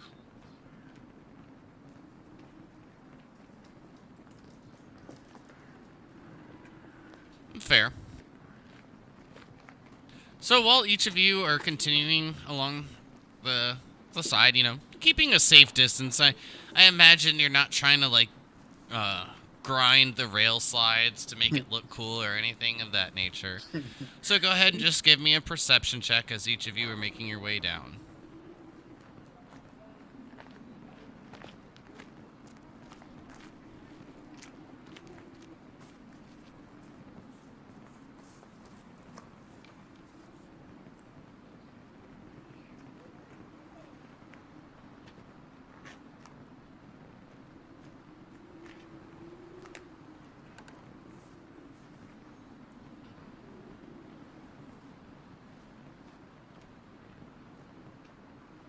So, continuing down, each of you are quite certain that there are no signs of food You don't find any snow crabs or anything of the manner, but you do make it to where you can sense, or not so much sense, but see a little bit of a clearing where each of you had set up camp.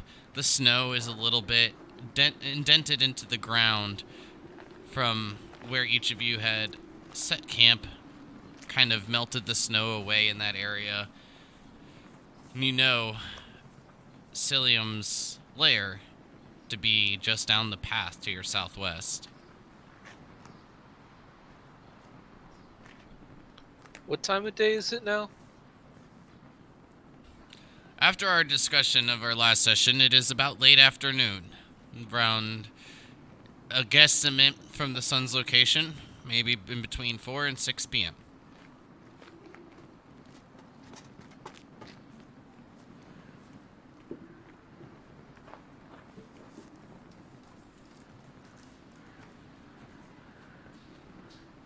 You got about 3 to 4 hours before, definitely about 3 hours before needing to set camp, 4 before needing to have some sort of shelter or being SOL.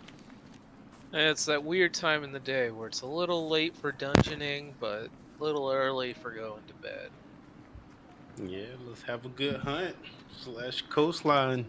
Anybody have any ideas on how we can catch some fish? Any ice fishers in the group?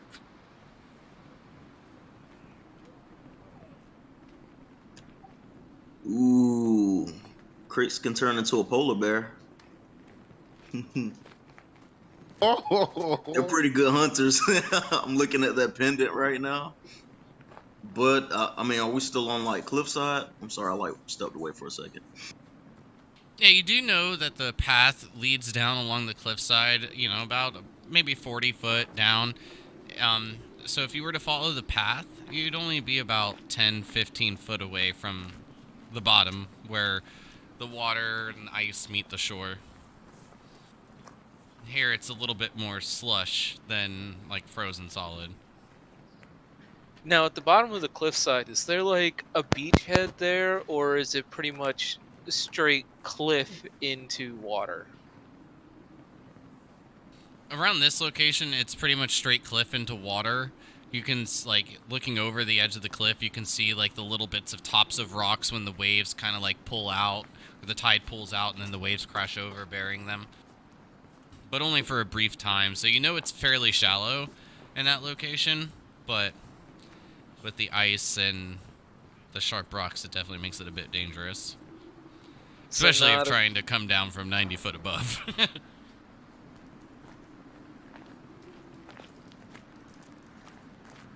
Not a good place for tide pool scavenging, then, huh? Not the best, but then again, in some locations, neither of you have had any luck, so I guess there's no harm in checking.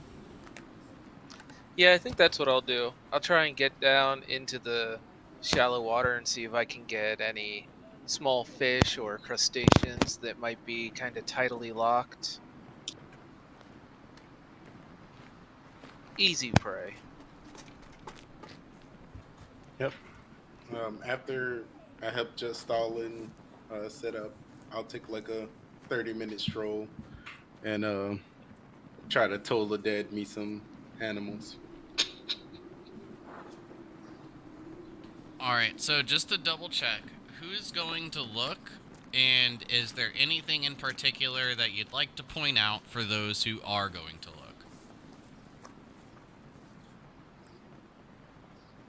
I'm going down to the ocean water and I'm looking for like crustaceans and clams and maybe small fish. As a human or as a bear? As a human. I gotcha. Alright. I wanted them to do it too, Just Stalin.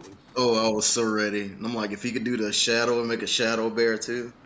Ooh. Well, the thing is, it's like bear-like aspects. I don't straight up turn into a bear. I gotcha. Yeah, But still might help. Crix is not a druid. So he won't have like full transformations as like a druid would, which from the indications that's pretty much seems to be what Vivek was, is a pretty powerful druid. And he was able to harness the animal spirits as he kind of portrayed to each of you in to this pendant that he had given each of you for your journey, which is of course in Crix's hands. So this won't turn him into like a full-fledged polar bear, but just for like a good example, if he were to try to bite somebody and he wanted to like use the pendant so he could do like a polar bear bite, like some of the descriptions when I was testing this before was like my head turns into like the shape of a polar bear as I bite, and then like it turns back into normal.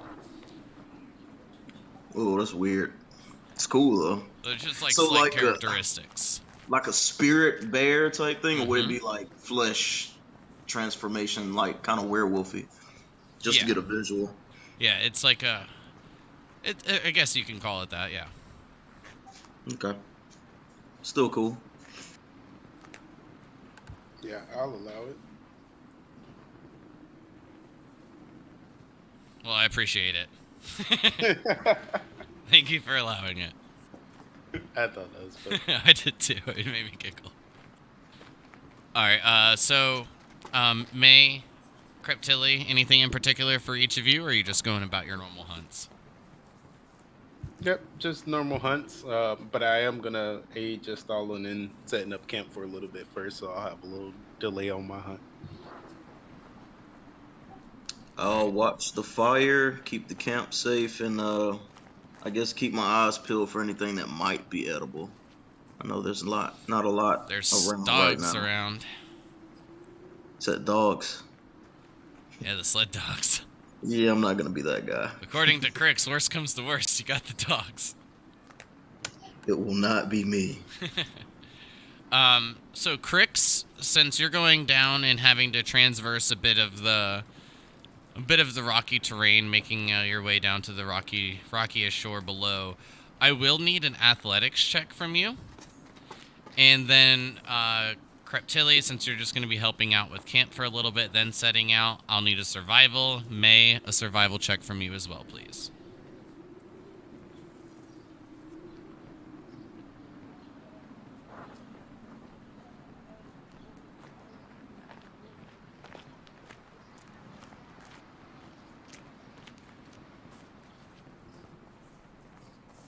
All right, Crix, you didn't fall to your death, making your way down pretty easily.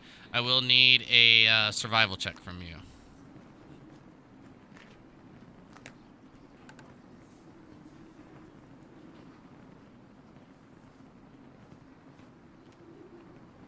Don't know why it rolled twice, but I got a 7. And then for shits and giggles, just to double check, athletics check to climb back up, please. And then I'll go down the list. Cryptilli,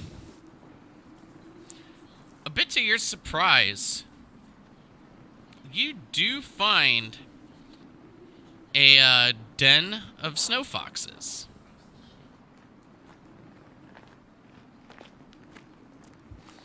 All in all, while observing it, Cryptilli, making your way a bit closer, you do spot about 4 adults and about 6 pups.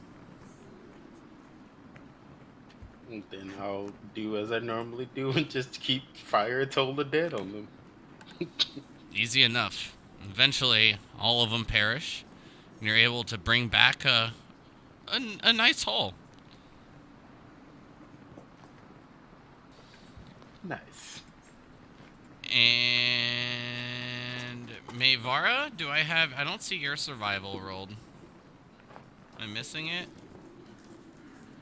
I don't think Nah, so. she didn't roll it. Okay, so Crix, you're able to get down. You do find a few things, but not that much. You're able to gather up like enough scraps to maybe kind of feed you through like half a day, a half a pound of material at most. Find a couple of shellfish, clams, a medium-sized crab, but the other thing that seems to be somewhat plentiful, and I use that kind of loosely, is just because in comparison to everything else, is bits of seaweed that you know to be a bit nourishing.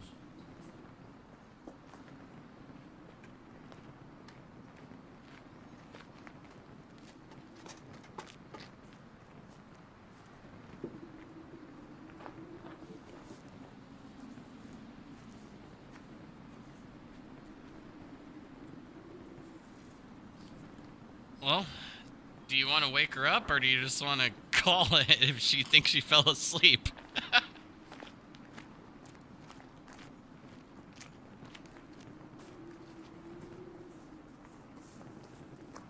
BRB.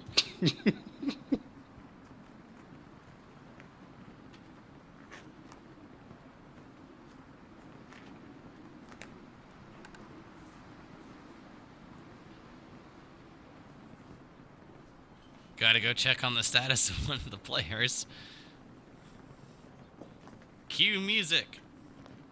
Boo-doo-boo. Pow-pow-pow.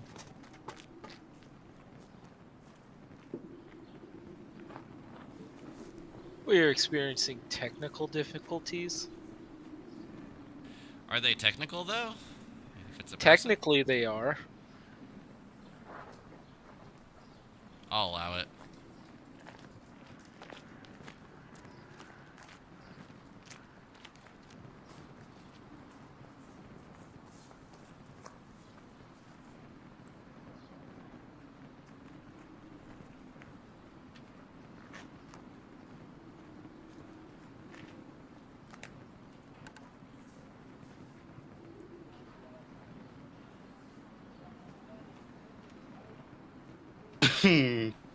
Game's so exciting, she passed out.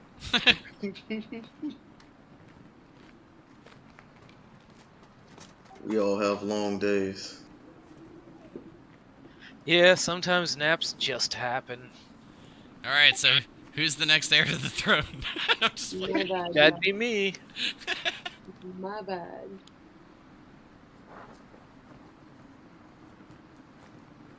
Do you want to do your survival check and get into this next part, or do you want to call it? Totally down to do a survival check.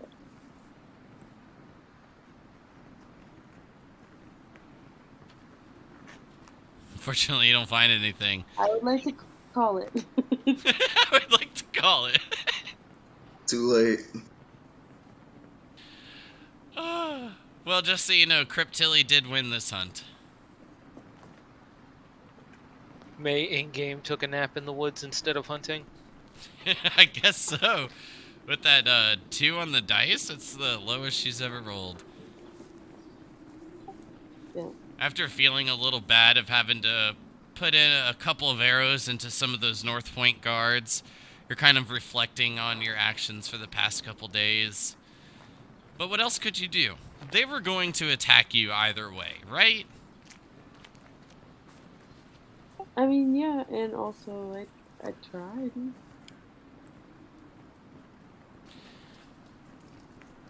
So then let's end it on this. As everyone returns from their hunts, you see Crix having a bit of seafood, to say the least. A bit more vegetation than anything else, which is maybe a bit nice after eating a lot of just like dried meats and fruits. So having something slightly more fresh on that aspect of the meal, on the meal side, is probably refreshing. But Cryptilli does come back with not one, but a whole den of foxes. Old ones, middle-aged, and even young pups, as the whole den was exterminated, and enough to keep everyone fed for a couple days.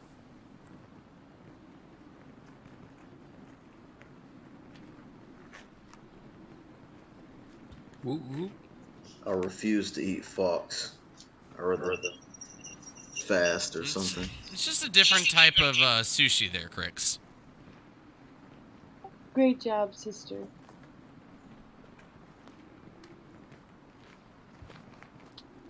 Cryptilia blush a little. It had to pay off sooner or later.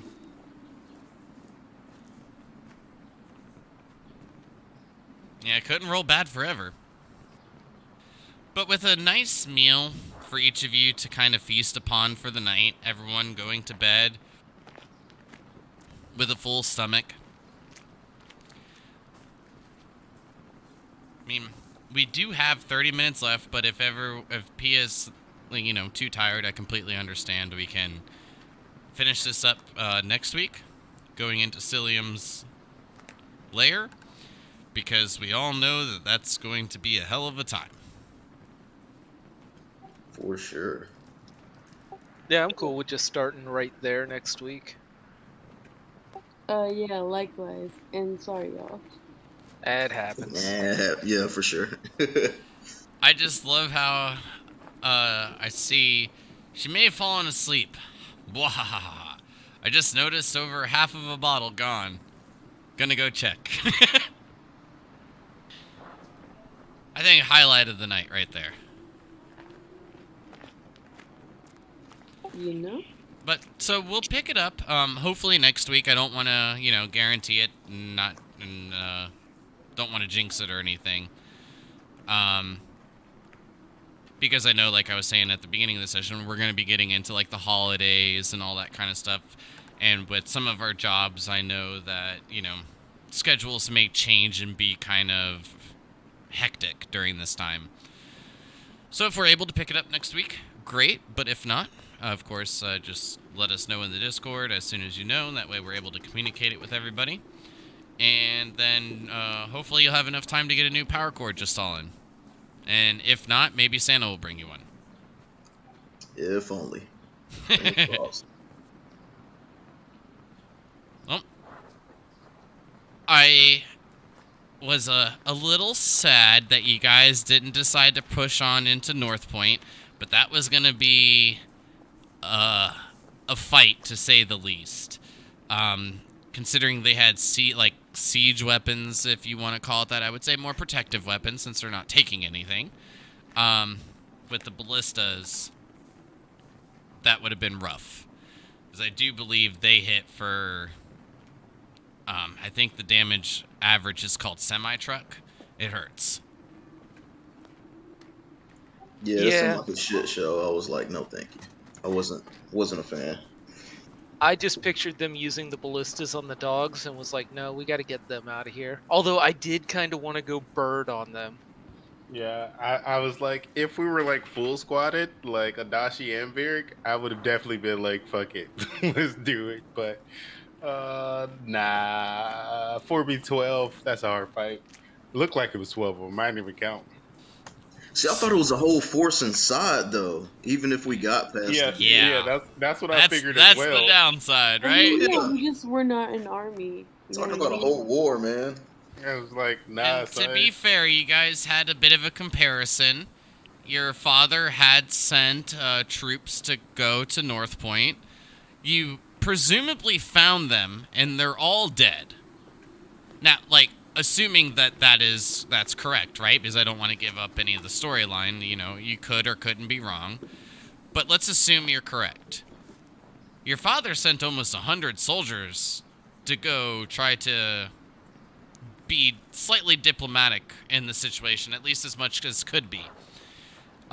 With sending enough of a force to protect Leo, Loyalar, that went with them.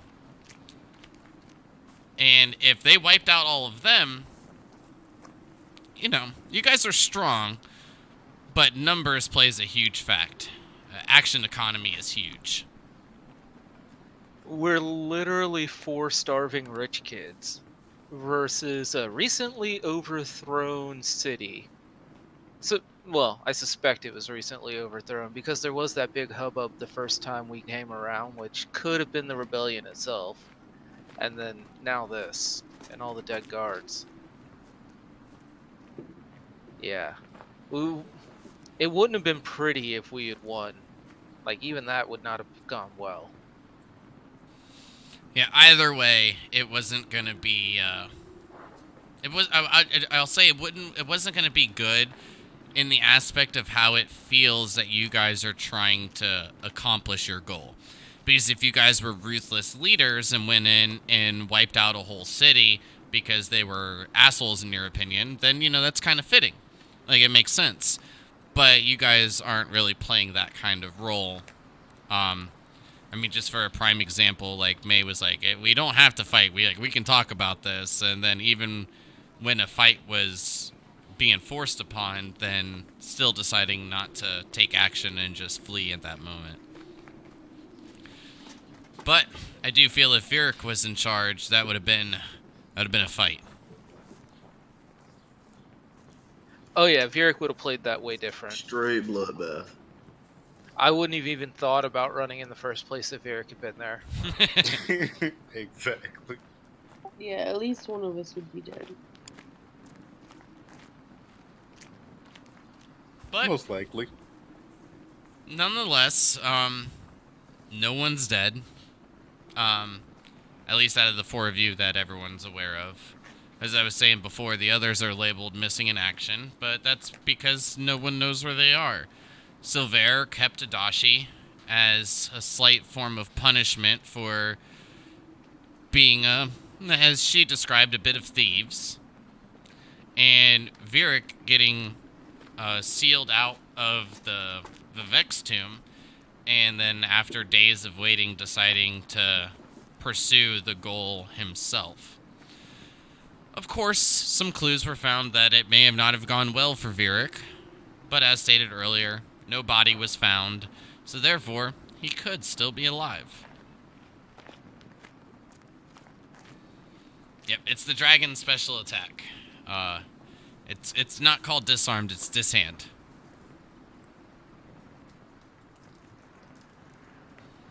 But on that top-notch 5 out of 5 joke, let's go ahead and get out of here. Y'all have a good night. Yes, sir. And a good bit of good few days. Hopefully we can get back to it next week, like I said. If not, just see y'all as soon as possible. Yeah, I think I'll be good. But yeah, cool. We never know the mysteries of the future. Work is real. Grown people life. Work is all consuming. Yes, very much. Y'all have a good night. Bye, everybody. Good night. You too. Later. Good night. Bye.